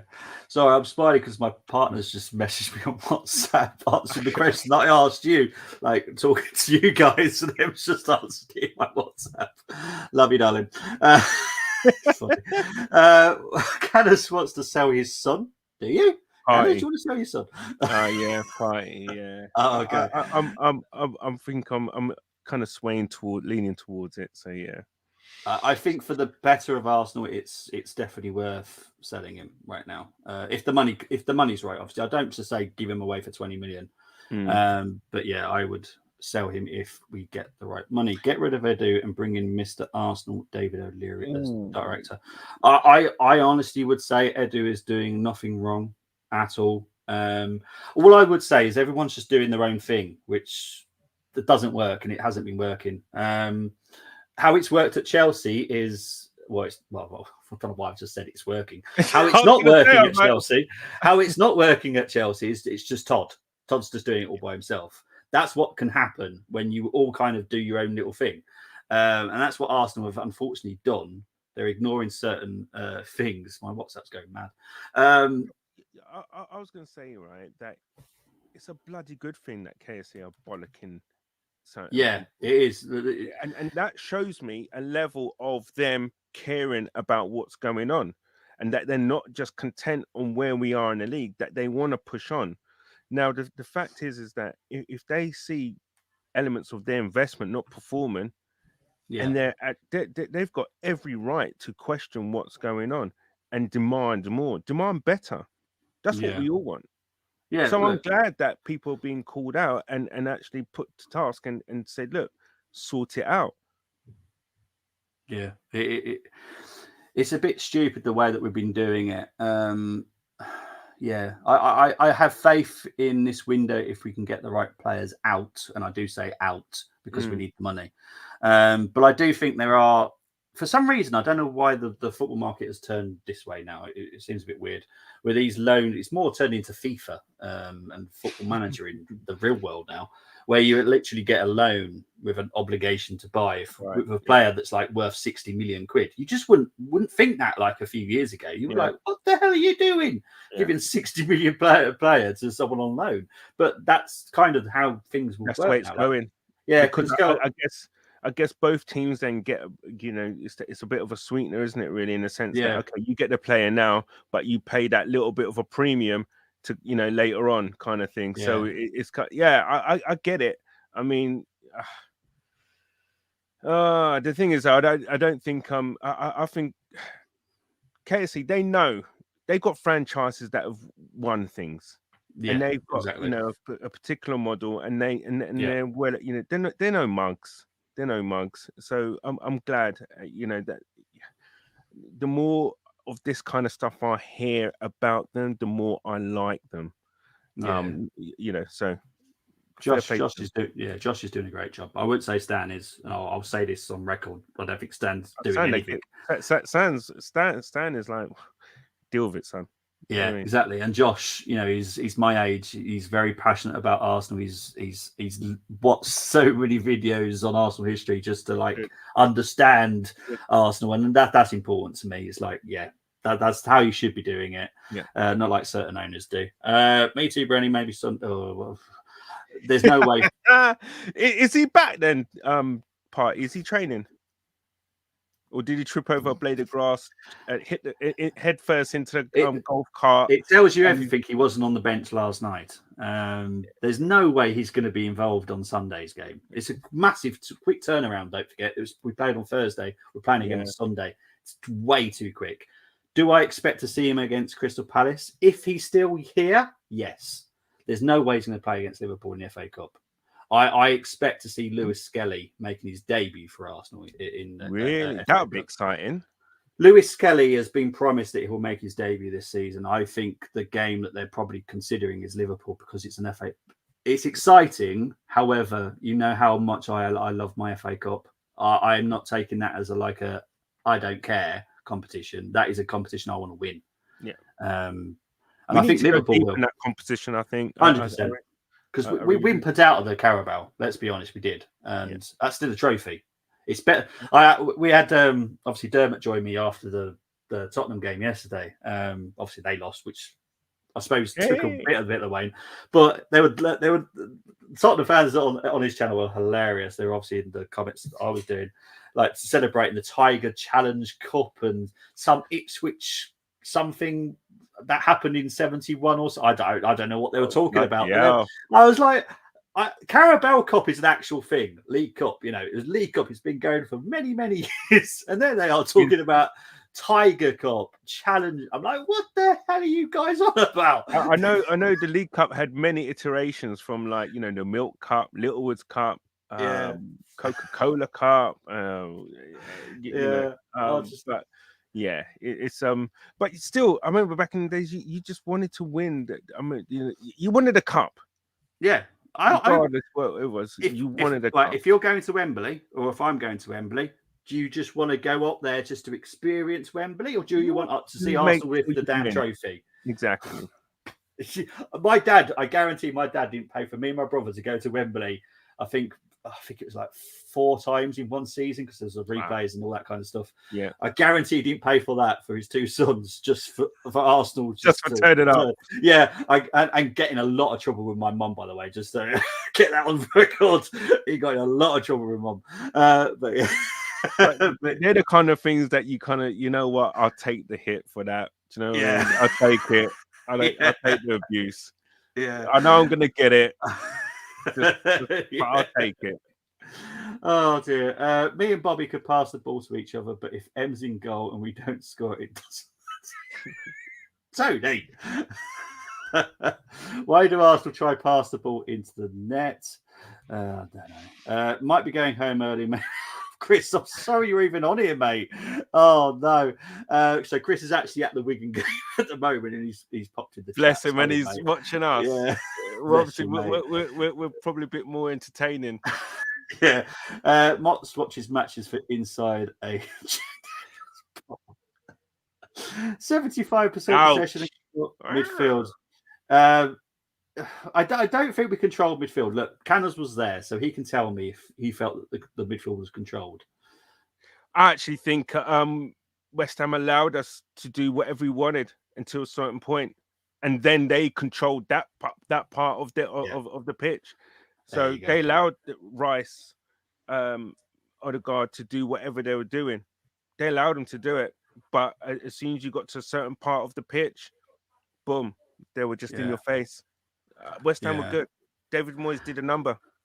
Temi, Luckily, I'll disagree on the Saka one. Only to a degree. Well, actually, no, I'm going to disagree on the Xhaka one. Saka, he's got a little better, but obviously that is down to the player himself as well, because it's, the player has to do it. But the Xhaka one, I'm going to disagree, and it's going to be a bit weird. But all he's done with Xhaka, he's actually put him in the position that he actually can play. Where beforehand, Xhaka was never playing in the position that was comfortable for him. I watched him at Butcham Gladbach. I thought it was a very good signing when we signed him. Yeah. But we never played him in the position that he was comfortable in. Yeah. And all Arteta did was just put him where he can play. and then there you go. There's Xhaka. That is the player we signed. He's never been a good tackler. And it's funny how Havertz has been suspended because they both can't tackle those players, can they? No, I agree with you. I think Xhaka always, for me, from the moment we signed him, I thought, we've got a great player and stuff. Not great. We've got a good player. And his last season, actually, he turned out to be a great player. It's just a shame that he's not around this year, really, to kind of help certain players on. Because I think we've missed something, because I said in that progressive passer of the ball. I think only one of the times I can witness or say it's happened from that kind of deep was Jorginho's ball, I think, for Saka. I can't remember, it was at home where Jorginho, played a straight ball and got Saka in behind. I can't remember who it was against. I'm gonna it will come to me, but we don't see those kind of passes from deep, really. As I said, Rice is listen, I love Rice to death. Basmati Rice, Pilar, and but no, what I'm saying is that is the one game he's probably going to have to kind of work on in his his passing. That's the only thing. Yeah, 100%. Probably where we miss party. You chose to watch Carlisle instead of in darts. That was a bad choice in the end, Chris. I have to be honest. Let's see what else we're saying here. Canners wants to sell his on. Can you sell all Carlisle players for Chris? We won't win the league with Cedric, Al-Nali, Jorginho, Nelson, Eddie, and Soko in the team. I think Jorginho is a decent caliber of squad player to have. The others definitely need to go. Need to go. I was just thinking, actually, and I remember we had players like Wiltord as a backup striker. Wiltord, he'd probably walk into our starting 11 right now, wouldn't he? It'd excite me as well, because sometimes he was annoying, but other games he was like, wow. We need a striker, don't we? Flips. Yes, and look, we are doing as much as we possibly can to try and do it, but one player teams aren't willing to sell, or if they are willing to sell, they're selling for like stupid money. But that's the market, unfortunately. And we just need to find a way that we can kind of sort it. Personally, go ahead. Personally, I would let Eddie go, because that will help fund it. I know it sounds horrible, but it's do you know what? At a top club, there's no place for sentiment. No, not to be honest. It's business, isn't it? And you've got to be as professional as you can be, and everybody has to be. The thing is that as a pipe dream, for me would be someone getting a pre-contract as Mbappe, but I don't think that's going to happen. I think Madrid have given him a deadline, isn't it? I think they're going to make him an offer, apparently. So, and I think that he's got a deadline. So I think that one's gone. FIFA is because I would actually wait. I would actually wait until the summer. If it meant we didn't get a signing now, a striker now, but we was definitely going to get Mbappe in the summer, I would wait. I would personally get Leonardo. I know a lot of people have no idea who he is, but honestly, he's quality. No. There is enough people who I trust say this kid is special, and I've seen him play, and he looks special. And it's 20 million quid. It's worth a punt as well, even for that price. Obviously, Brezzy shared it in the WhatsApp group. What I told you guys a few weeks ago that we would put an offer in for Mbappe in January. Obviously, the offers can't go in until the 1st because it's the legal part, and then it's up to Mbappe, or actually Mummy Mbappe, because Mummy is his agent. But yeah, I the feeling is he'll go to Real, and I won't be shocked if he does. But why not? Why not? If the deal's there and you can have a little chinwag and persuade him and persuade Mummy Mbappe as well that London's lovely and it doesn't really get cold, unlike Spain. Yeah. It's worth it. Do I think Mbappe would work in this system? No, I think it's stupid, but it's Mbappe. It's Mbappe. Do you know what? Flipping heck. Would you play him out on the left? Yeah, I would. Yeah, I would. And then I know this is fantasy. Right, this is fantasy, people. But you'd imagine Mbappe. We're still prolonging that review, by the way. Mbappe and Osimhen. Just imagine those two. Jeez. And then Saka on the right. My God. Yeah, that would be scary. Stop. No, but I know that's all fantasy, guys. There's no way we get Mbappe and Osimhen together. Now. But that would be like, wow. Big up to Tequila saying FIFA is really bad this year. Isn't it called something else this year? EA something? U24 something like that. I don't know. I have no idea. Top Gooners should demand trophies and excuses. We all do. I only want trophies. I want to see progression, but at the end, goal has to be trophy. I don't want to see progression. Tease with a trophy and then fall back down and then climb back up. You know, what's that stupid song where they go up the hill and down again?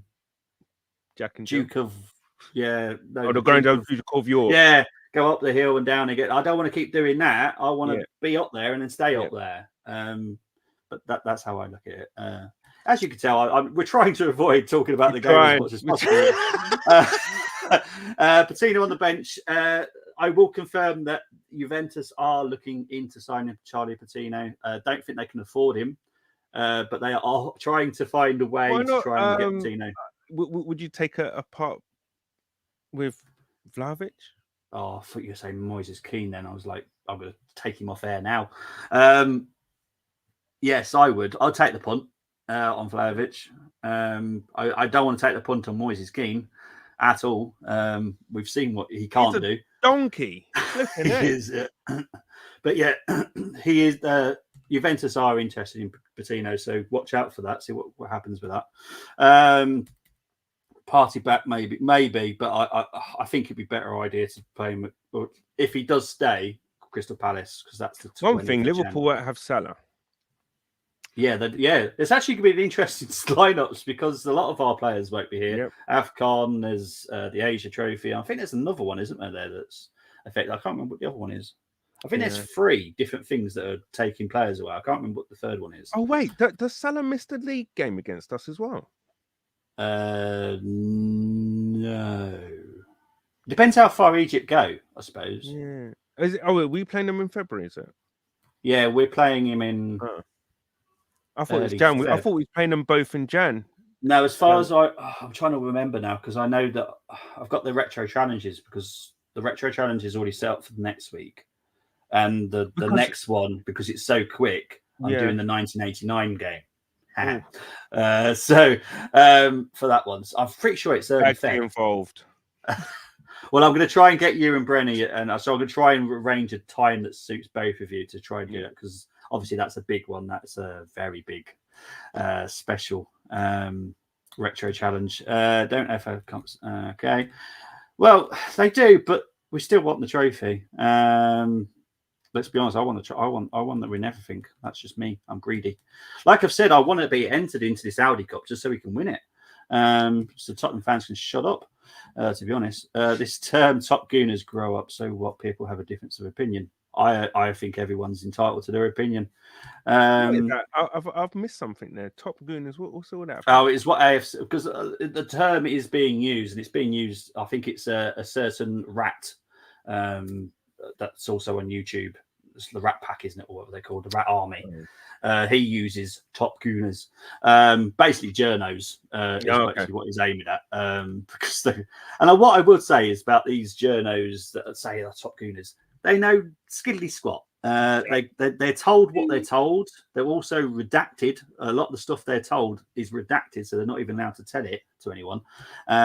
Luckily, you know someone that isn't controlled like that, and I'll just tell you how it is. But there we go. What's this? Marcus Lonando relegated Santos. They will once sell. Well, he didn't relegate them.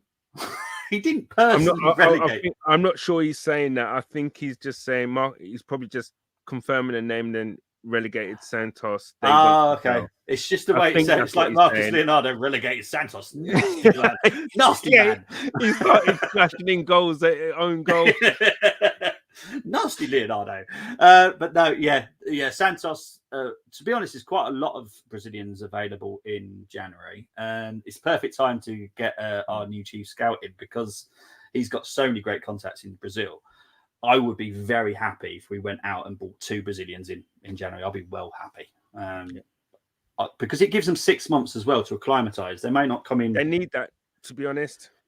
Yeah. Chris just sent me a photo. He looks sorry. Peter, try and cheer him up, bless him. Poor Chris. Just so everyone's aware, Peter and Chris are friends, so they obviously know each other personally as well. Everyone wants success back at the club. It's just the same people are more patient than others. Rome wasn't built in a effing day. So this is the silver one. The silver one, my friend, you're so right. Play some fantasy. Well, that obviously Osimhen and Mbappe would be a total fantasy because there's no way we can physically afford it. No club could, to be fair, with the amount of wages that both of them would want. It's not that we couldn't buy them. Like we could afford the 120 million for Osimhen and we can afford to get Mbappe on a free. But long term, we couldn't afford both their wages. Impossible. Everyone would have to take a wage cut to try and get those 2 in. Could you imagine that apologies for that, but I've been dealing with silver one. My WhatsApp is obviously connected, and I know what's going on in the Armoury group. WhatsApp is going mental off in there, so yeah, I see what's happening. I know AFCON Asia Cup. I'm pretty sure there's something else. I can't remember what it is now. I'll have to get back to it because I can't think. Can you imagine if we were 3 points behind Liverpool? Right, here we go. Right, yeah, there you go. Right, 2-0. That's what happened. No, but honestly, we'll quickly cover this. Souček goal. Look, everyone can blame VAR as much as they want, but if there is no proof where VAR can overturn the decision, it won't be overturned. It's as simple as that. I'm not going to go, well, I think it's out. Yeah, but it's just sod's law that a post and Bowen's thick thigh, blame Danny Dyer, just covered the ball. It's as simple as that. And I do mean Danny Dyer, Danny Dyer's daughter. Who's actually, are they married? I think they're married, aren't they, Jared and Danny? Are they? I'm not sure. I think so. Well, I know they've got 2 kids together. So, but yeah. Anyway, so moving on from that doesn't change anything because at the end of the day, did we score any goals? No, we didn't. So VAR can be blamed as much as you want, but it still doesn't change the fact we didn't score any goals. Now, Mavropanos, I have to say, bless him, there was literally no need not to celebrate because for me, I thought you were treated very poorly at Arsenal because I thought he had the quality to make it. Look how he's done since he left. It's just madness. And I bless him, but honestly, I would have celebrated and would have run down every single line if I was Mavropanos personally. Yeah. But bless him. It shows the kind of character he is. But absolutely, I felt we treated badly, to be honest. But I think so. I think he had a couple. I think when he played, actually, I think Wenger gave him his debut. He was a Mislintat signing, wasn't he? Sven Mislintat signing. Yes. And I think it was against Cardiff or something like that. He was playing it, and he had a decent game. I was thinking, okay, let's see this guy, come in or whatever. We had Socrates and bloody Mustafi, for God's sake. Listen, nice of him not to celebrate, but yeah, you're right. I would have celebrated. I would have did knee slide and everything, gone into the crowd, all of that, kissed the badge, all that kind of stuff. I would have as well. But bless him. yeah, I make you right on that. But the first goal was it was a mistake by Gabriel. Yeah. Really missed control. Really couldn't sort his feet out. Yeah. And the thing is, we've been bigging this guy up all week. For his performance against Brighton and against Liverpool. And then he goes and does that. I actually think, you sort your feet out, we're all right. But the problem is that he didn't. Bowen managed to allegedly keep the ball in. And then Suchek puts it into an empty net. The thing is, we were susceptible to that kind of breakaway kind of goal. And to me, I wasn't surprised when it came. No, I wasn't. That's what football does, though, right? Football has that ability to kick you in the nuts. When you're on top, this is the thing. So on top, and if you don't put away your chances, do you know what? Have this.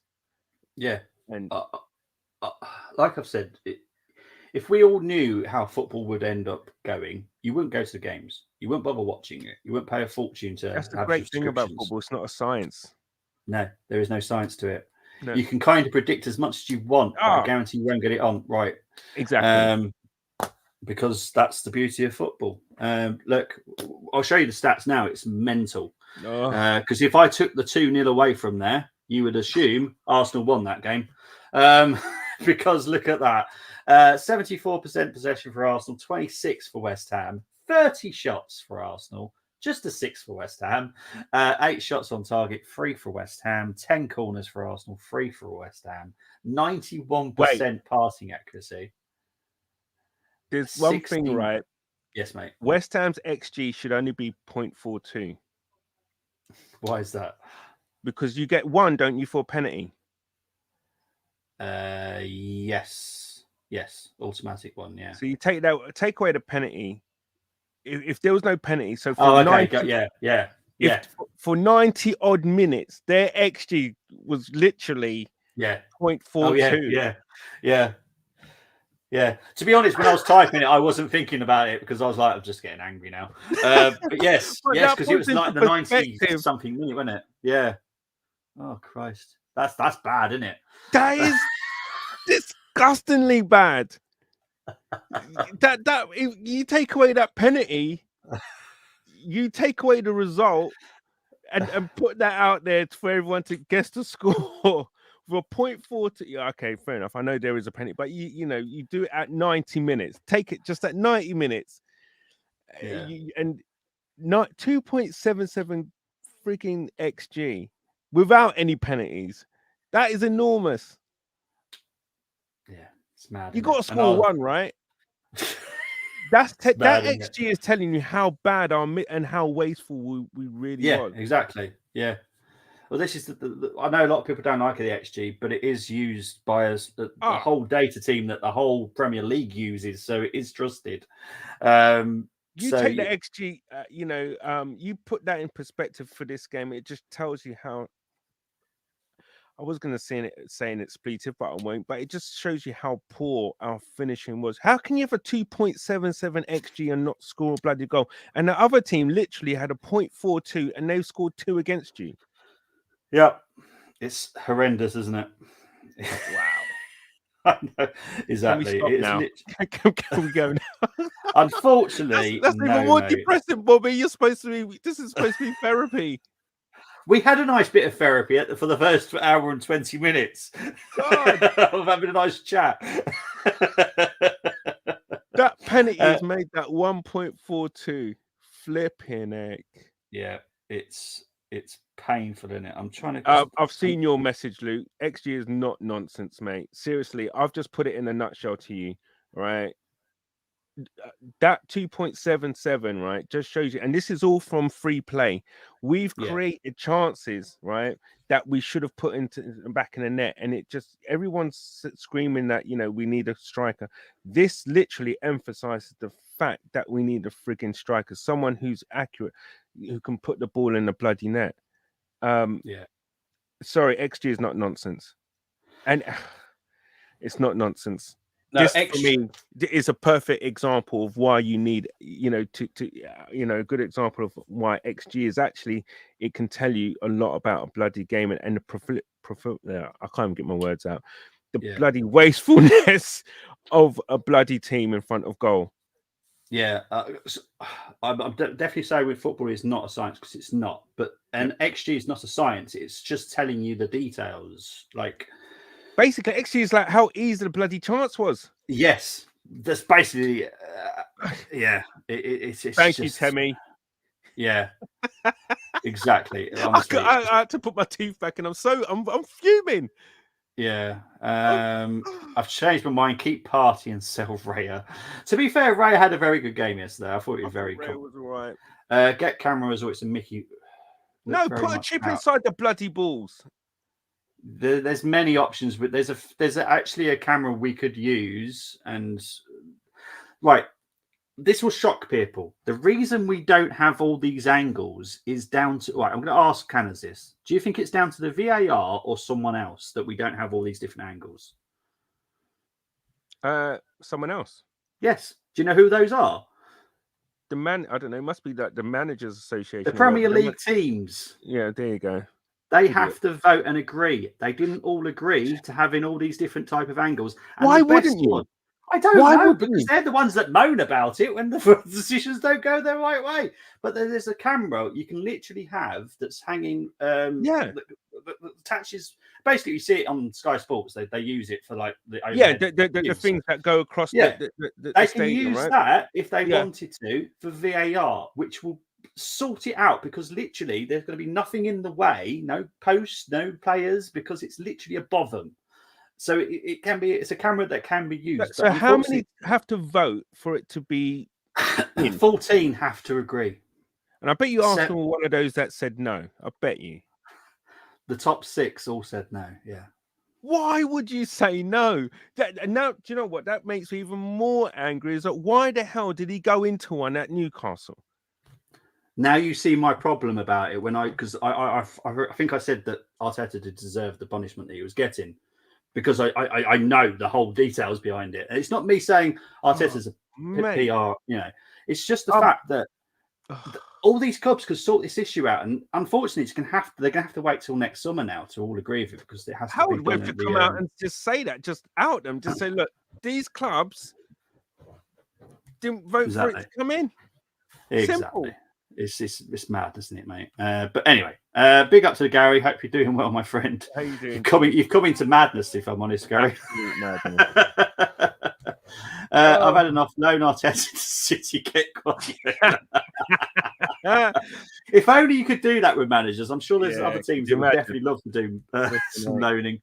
Let's be honest, Liverpool should have had a penalty PMGO to get back. What I would say, that game was a penalty each, because we should have had one. Havertz. Yes, that's the penalty all day long. I don't care. Anywhere in the pitch, that's a foul. Yeah, exactly.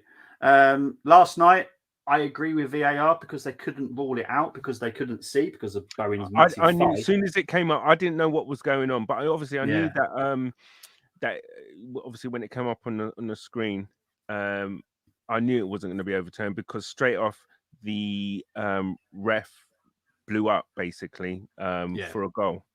Yeah. So it's that kind of, it's not clear and obvious, and there you go. Exactly. VAR are not there to go, well, we think it's out, so you're going to say it's out. They have to 100% be certain on it. Yeah. And that is the thing. So they're letting the ref the game, which they did last night. They let the ref the game because, in Michael Oliver's opinion, the ball stayed in.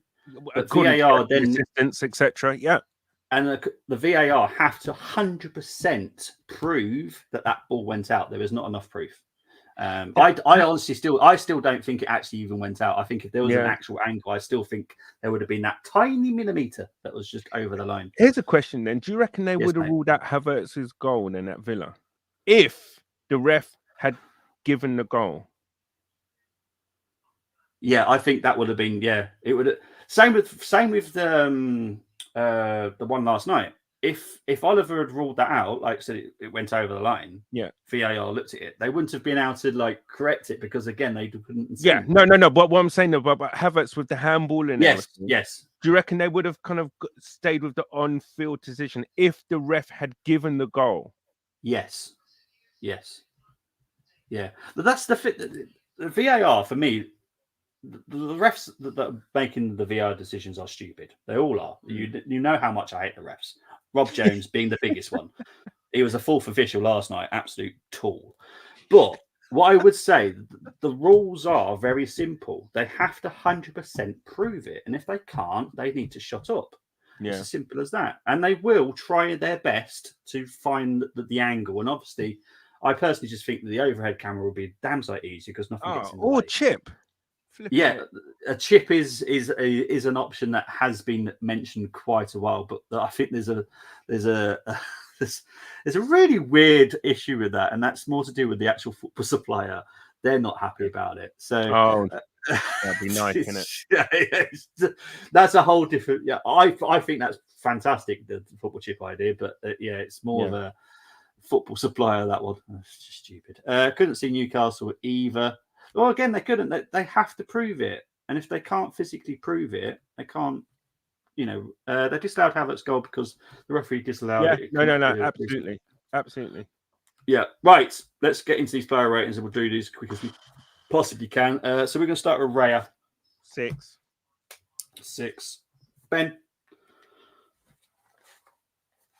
5. Saliba. 6. Gabriel. 5. Zinni. 4. We're going to get to a 3-2-1 now. Rice. 6. I feel like Strictly Come Dancing here. Trossard. 5. Yeah. Then we got Odegaard. 7. Yeah. Saka. 6. Martinelli. 5. Jesus. 5. Okay. Let's go into the subs very quickly as well. Nelson came on. Did you even 4. notice it? Okay. No. Yeah. That kind of answers that question for me. Nketiah, did you notice it? He ran around and huffed and puffed a bit. 5. So basically, we took the dog out for a walk. Yes. Okay. Smith Rowe. Oh gosh, 5. Yeah, to be fair, he actually did more than what Nelson and Eddie did in less than half the time anyway. Yeah. Right, let's talk about Mikel very quickly because a lot of people are. I've seen. I know that someone's mentioned it in the group WhatsApp that some people are saying Arteta out. I'm not there yet. I'm just saying. But for Arteta, what rating would you give him for yesterday? I'll give him a 5. I think he persisted with Trossard a bit too long. Yeah. But then it's kind of like it's a catch-22 because really he must have looked at how Martinelli and Trossard were playing, looked at the bench and thought, frig's sake, who can change the game for us? Yeah. Do you know what I'm saying? And Yeah, realized none of them really. He doesn't trust any of them to change the game. So that's probably maybe one of the reasons why he chose to kind of stick with Trossard. I mean, it was an easy sub to make, really, to see if it would work by taking Martinelli off and replacing him with Nelson, and then taking Zinni off and putting Nketiah on. I mean, there were easy ones to make. But yeah, Trossard really kind of stayed on longer than what he should have.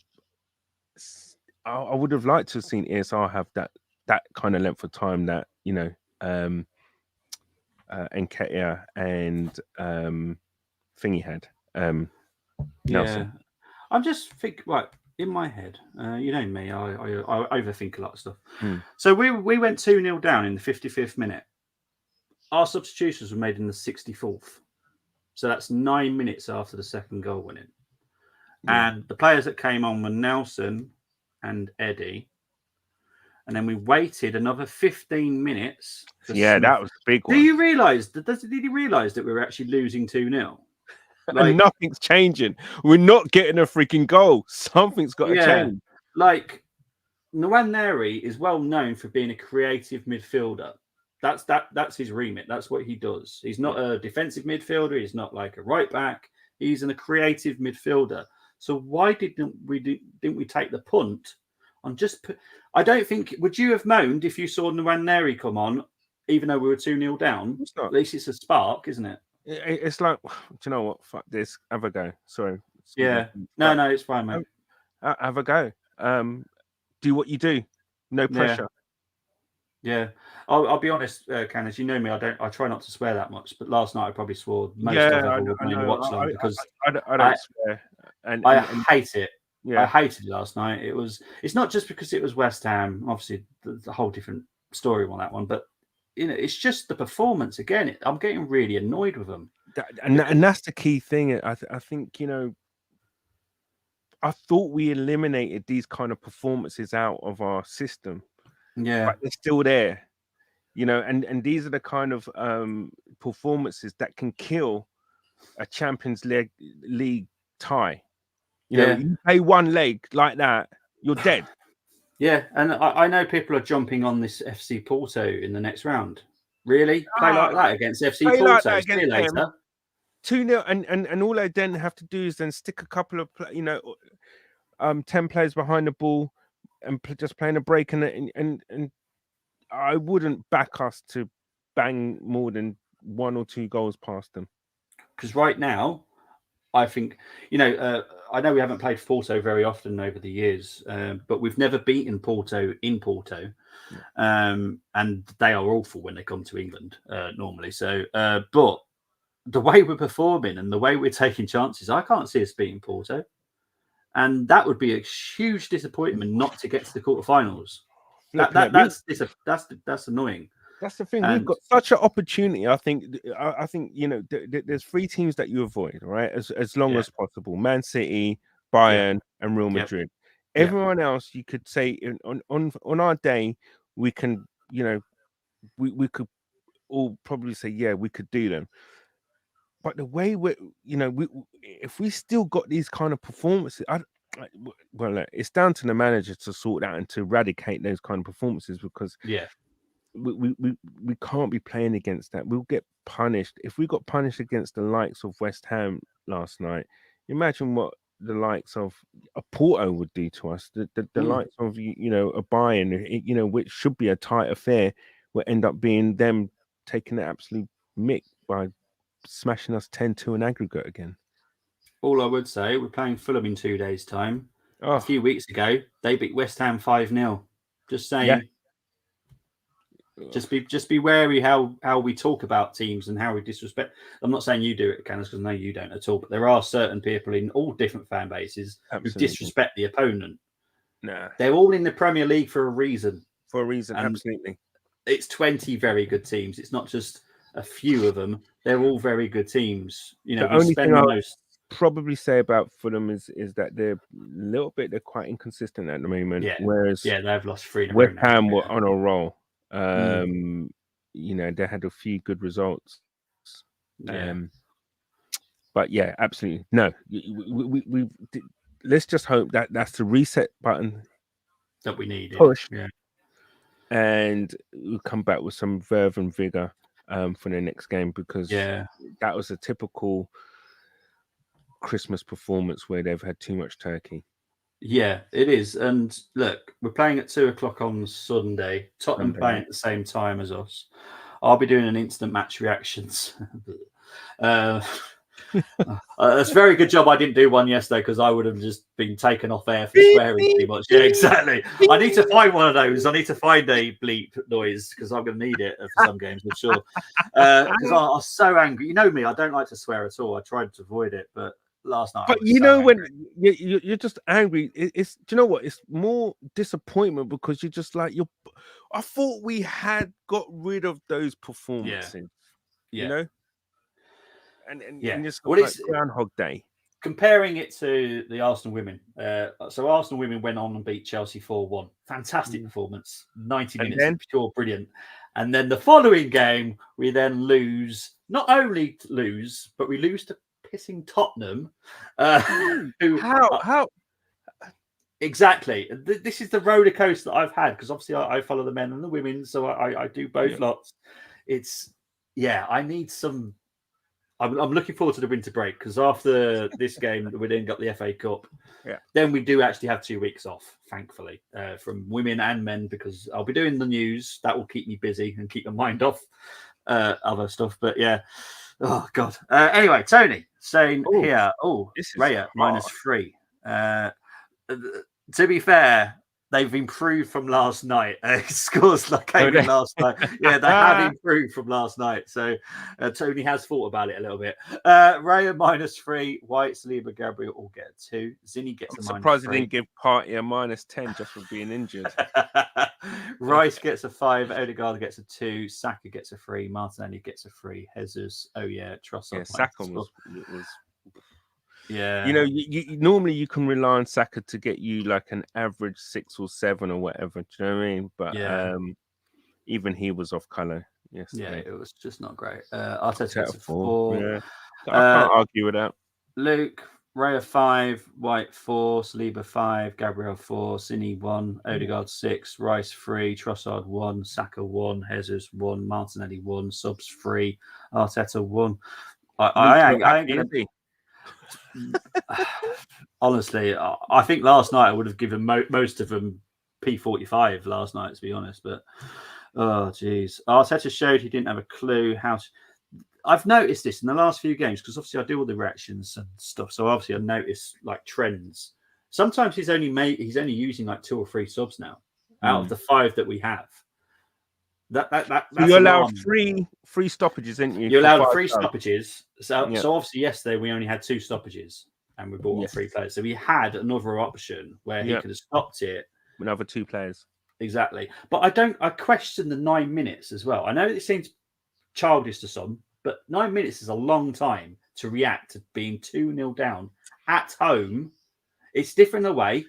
It's at home. We're 2-0 down, and he waits 9 minutes. I think it was kind of like a rabbit in a headlight kind of situation. Shocked. Where because he was just thought, what the hell is happening? I mean, everyone in the ground was like, what the fuck's going on here? Yeah, and it was a player that we didn't rate scoring the second goal. Shaming it. I love Mavropanos. I think he's been absolutely brilliant. The reason I like him is because he's so tall but quick at the same time. And that for me. Very decent player. A lot of people like Mertesacker, but Mertesacker was very tall but couldn't run. Mavropanos is very tall. Yeah. Yeah. NFL have cameras on pylons and everywhere, so they get it right. Different type of. I think if you look at NFL stadiums and compare it to Premier League stadiums, they are designed very differently.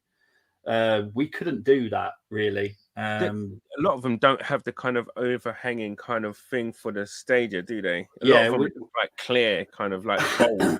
There is a possibility, but the problem is there's a safety concern. I don't know how long it will take for them to look into it, but there's a possibility where we use a drone, camera, because a lot of people are using drones for doing all sorts nowadays, and that is an option. And I think that's very good as long as it's safe. And it should be for 2 hours. You know what happened though in Arsenal's situation though? What's that? The drone would be in the air, then all of a sudden the battery would die, and then we'll get one of those decisions. I heard one thing said about this idea, and it was a West Ham official, and he said, "You know what will happen if it happens at West Ham? It'll be shot down. It's the East End of London." I'm like, that's class. To be fair, that might happen. Yeah. Yeah.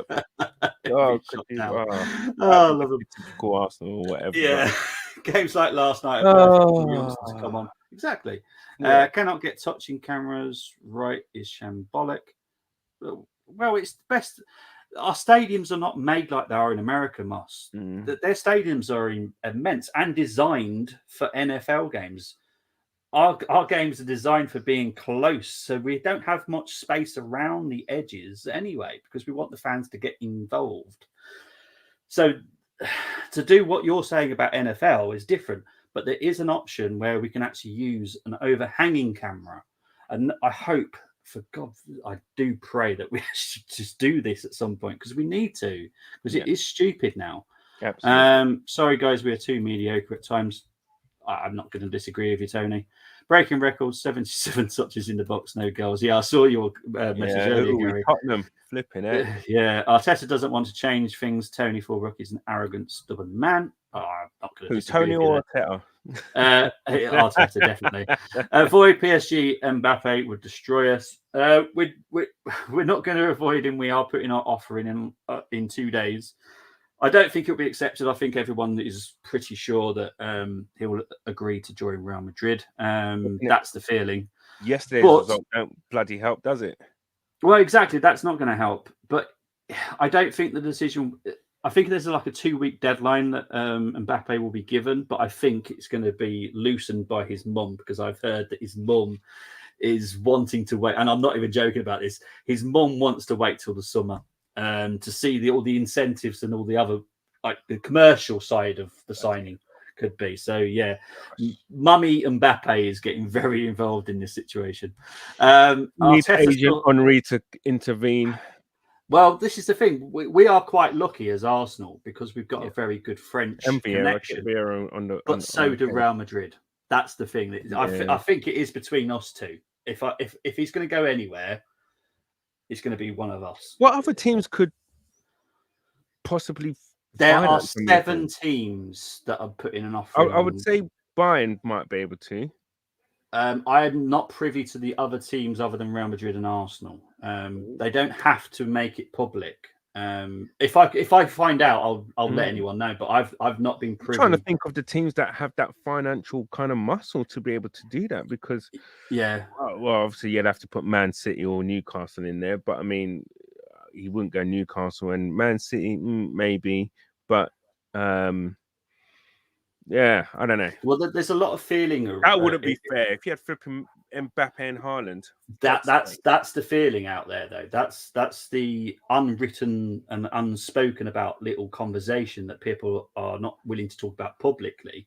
There is a feeling that Haaland will leave Man City next summer, and Mbappe will go to Man City next summer.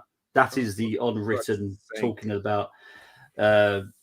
Because Haaland is not going to stay at City forever. That is guaranteed. I can guarantee you that Haaland will never stay at City. As soon as forever. Pep goes, he's gone. He could go earlier. There is a lot of feeling that he's already keen on going to Real Madrid. We'll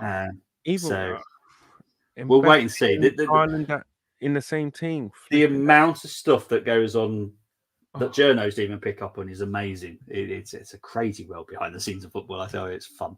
DW, we could have scored 177 touches in the box. Seriously, we were so off it yesterday. I had more chances of scoring with than we had. I love Tony. So do I. Especially when she's supporting her boyfriend who plays for, is it Kansas City Chiefs or something in NFL? Kelsey. Okay. Yeah, but yeah. Oh, I love it. I was ashamed by that result, 100%. Bobby, I love your watchlands, but your record isn't good. Yeah, it's my record is looking bad at the moment, isn't it? I even went for a whole new look yesterday, and I spoke to Dermot off air. Now I'm going to give you this because I don't think you've seen it, Candace. So basically, what I've got a brick wall with the squads. Now ignore the squad lineups and where they are, but there's floodlights. Now I said to Dermot, I've gone back to my childhood of how we used to get into football games with a brick wall and floodlights. You all know what we're all about because as kids, we all tried to get in because security wasn't as tight as it is nowadays for top league football, just so everyone's fully aware. And you could do this at Highbury as well. You could literally just jump the ball if you're very careful. And but yeah, so that's basically my background now. So I changed it and it looks stunning, I have to be honest. But yeah, But unfortunately, my watch-along record at the moment isn't great. My Rangers did win the Viaplay Cup, so at least one of my teams has won recently. But yeah, It's bad. Let's have a look. Where are we? I've lost loads of people here. Party minus. Oh, there you go. Tony's given the party -10. 30 shots, 12 off target, 10 block. No surprise if coaching is poor. Is coaching poor? Can we teach one-touch football? Shoot. Well, yes, I wish we just shoot a little bit more often. Rice had a decent effort, which just went over the bar. Yeah. Raya 6, White 3, Galiba gets a 5, Zini 45, Rice 4, Odegaard 6, Drossard, love that one, contract termination, front 3 in prison, subs, Arteta 0, overcomplicating things. Oh, blimey. Love it. Teddy, I love you. It was so funny. Bantu FC, yeah, of course you are coming in to do that. Big up to you though. Can you put a camera on a python? Is bad night for North and South. Oh, Dermot, behave. Right, I'm not even reading the rest of that though, but I will definitely speak to you soon, mate. I promise. I think we're going to have a little chat on Sunday, but you're big up to Dermo. Just get rid of VAR so we can actually celebrate goals. I tell you, that's the hardest thing, isn't it, really? Unless you know that someone has done like a mazy dribble from like the halfway line, you're kind of like half expecting what could have gone wrong, you know, in the goal. So you kind of like temper yourself from celebrating goals. Yeah, this one's through me, actually, to be fair. Bobby and Trevor. I don't know who Trevor is. It's me. It's me. Oh, is that your name? Yeah. Oh, I've no idea what your name is. Yeah. So he's known as Canners to me. Yeah. So, okay. I've no idea who Bantu FC is. Who's Bantu? I love to know Bantu FC. I don't even know. It's obviously someone that knows you because I know you. I don't even know your first name. Interesting. I wanted old school, throw Saliba Gabriel up top, change it up. Well, yeah, there was Moss. You know me and you don't agree a lot recently, especially Odegaard. But yes, I would have definitely thrown everybody up front. There was none of that. None of that. Used to play up top when he was young. Yeah. Do it. Yeah. There was no desperation to try and get a goal back last night. Yeah, I mean, yeah. They were just literally playing off the break, so I'm willing to sleep with his mum if it helps how much I love my club. Tony. Newcastle, Man City, Tottenham, Arsenal. He's on about maybe Mbappe. Guaranteed Tottenham are not Tottenham. I guarantee you know because I know that who Tottenham are after, and it's definitely not him. So yeah, City will sign Mbappe. Then there's 160 charges. Oh dear. On my way home, darts on my phone. Decided to leave once added time was added. Sorry, mate. I hope it's not been too bad. No wonder you kept that quiet, Trevor. Oh, here we go. Everyone's gonna Trevor. One word, toothless. Yeah. How I Trained Your Dragon, toothless. Very nice dragon in that movie if you've ever seen it. Yeah. Yeah. Yeah, exactly. To be honest, Bobby, Arsenal won't win anything while you have Pep charge you not playing the Arsenal way. You need a new goalkeeper and 4 players away. Would you and your guest agree? This is Canners. He is more than just a guest. He is my wonderful co-host. But I know you haven't spoken to him yet, the Dermo. But yeah, Canners is a big part of the Armoury.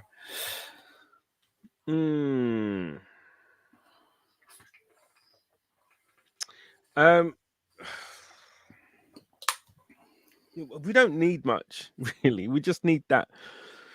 I think number 8's becoming an issue for us. The player that plays in the 8. Yeah.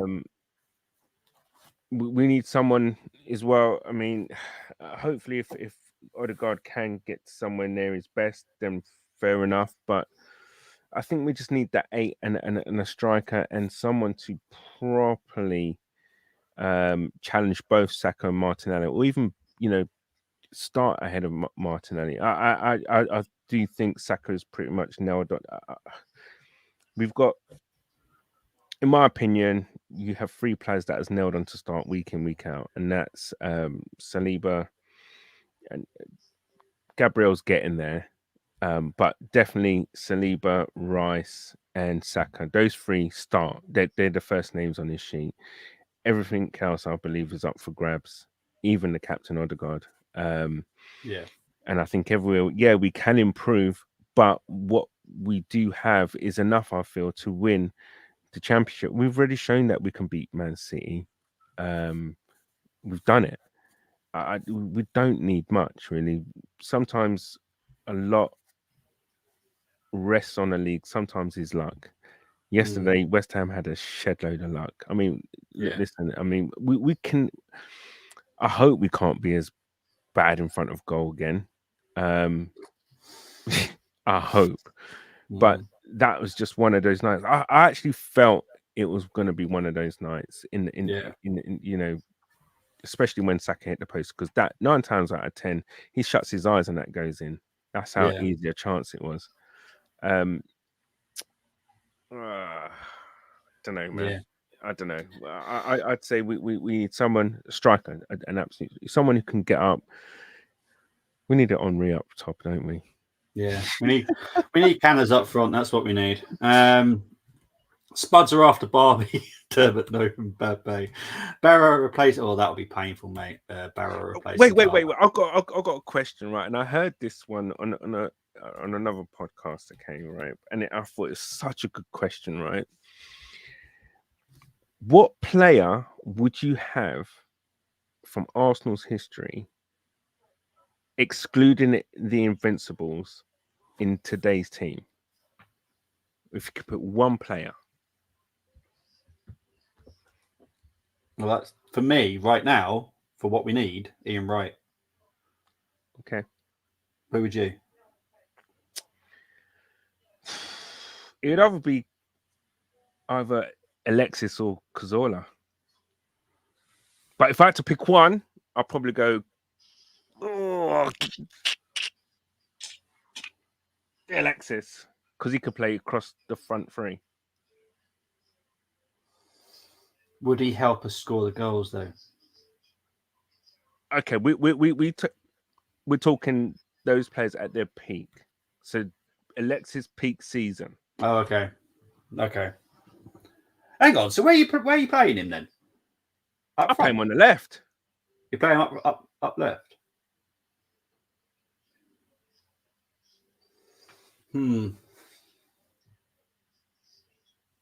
Would he be different though with Cini behind him?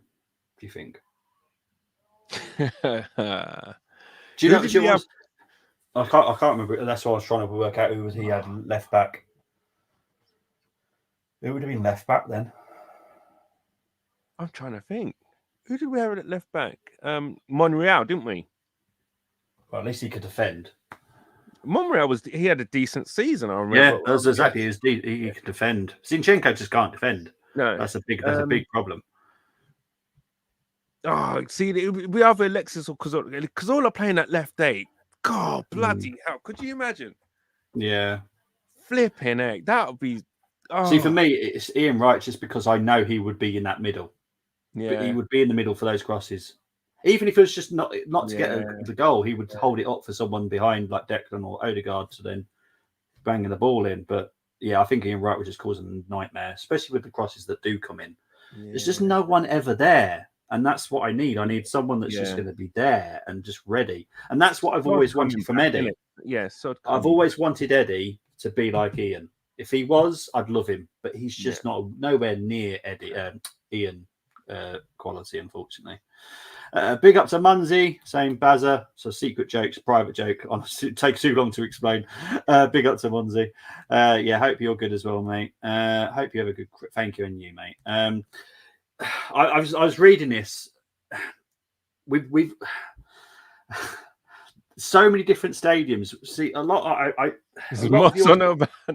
know it's because when it comes to NFL, you've always got the same things. You've always got those big, massive posts for the NFL. But with our stadiums, they're all so different. Like there's no one stadium is the same as another. And also, we have goals. We don't have any big posts on top of these goals for a reason. There's a reason why we don't. It's a safety measure because we have strong winds here. I live in Wolverhampton, right? And there's a specific corner a specific corner that if that wind picks up, my God, you know about it in the stadium. The ball is swinging all over the place. And there's other stadiums across the Premier League. It was windy last night. Burnley. Yeah, Turf Moor. Turf Moor's the same. Once the wind hits that pitch, geez, that ball goes everywhere. so that we couldn't have bigger posts, because that has been discussed as well, and it's just not happening. But like I said, drones or it's just something should be done, and it should be done next season, hopefully. Trevor, here we go. Trevor, we need 8 more players, and I bet you can't guess my middle name. It's going to be Trevor. Edgar. I love to both North London sides to be successful again. Both fans deserve it, in my opinion. I'm trying to read a bit bad last night, but banter aside, I wish the best. Thank you very much, Dermot. Love you, mate. Yeah, all fans can be like Dermot, eh? Dermot's awesome, honestly, and Mr. Phil Brady as well, who joins Dermot. He's absolutely a legend. Yeah, so look, popular people said Ian Wright as well. Ian Wright is a football fan, or Tony Adams, yeah. I don't need Tony Adams. Actually, he is like Dallo, as he can't defend for us. Eddie is closer to Shamak than Ian Wright, unfortunately. Yes. Saliba in training, all the players said he's silky smooth. Right, I'm gonna have to. I'm not picking on you, Moss, and I know that you read everything and you know think it's gospel. But what I would say is there is a lot of positive PR that is pumped out of Arsenal, and it's all clubs that do it. Be very careful believing every single word. That's all I'm saying. Be very careful. It's called positive PR. It's why we have journos that are on YouTube, and you know the 2 people I'm on about. They're there for a reason, and there's a reason why AFTV do the things that they do in a certain way, because they cannot physically look like they're against Arsenal anymore because they've been told not to be. Anymore. When Americans learn to call it Tony, I'll be honest, don't forget we are the ones that created the word soccer. So I know that's going to annoy a lot of people, but yeah, we changed it to football in the 80s, but we actually created the term soccer. And it wasn't. Soccer doesn't mean anything. No, but I get that it should be football and it should have always been football, but we actually created the term soccer for calling that, because that's why you got AS Monaco and a lot of teams with the S in their name, because it's soccer. But yeah, it's just madness. Well, I'm trying to wrap this up because it's been over 2 hours. I know, flipping it. Edgar, who told you? Whilst I'm signing for Arsenal too, but don't tell anyone. Oh, mate, I'm gonna have to wrap it up because I've got the preview tomorrow, and funny enough, I want to put my son to bed as well. Bless him. I've seen you for 2 hours. Matt Canners, where can they find you, my friend? You can find me on X at Canners2204, and obviously sporadically as much as possible, really, on Armoury TV. But yeah, that's about it. Cheers, Maley. I'll be back tomorrow with my pod brother. We will be doing the Fulham preview. I'll be back on Sunday to do the watch along. Gee, why do I do it? Let's hope for a better. Honestly, sometimes it gets into a little rhythm and you go, oh, geez, seriously. But yeah, I will be back tomorrow with a preview. So, guys, enjoy the rest of your day wherever you are in the world. Speak to you very, very soon. Bye. Thanks, guys. Thanks all.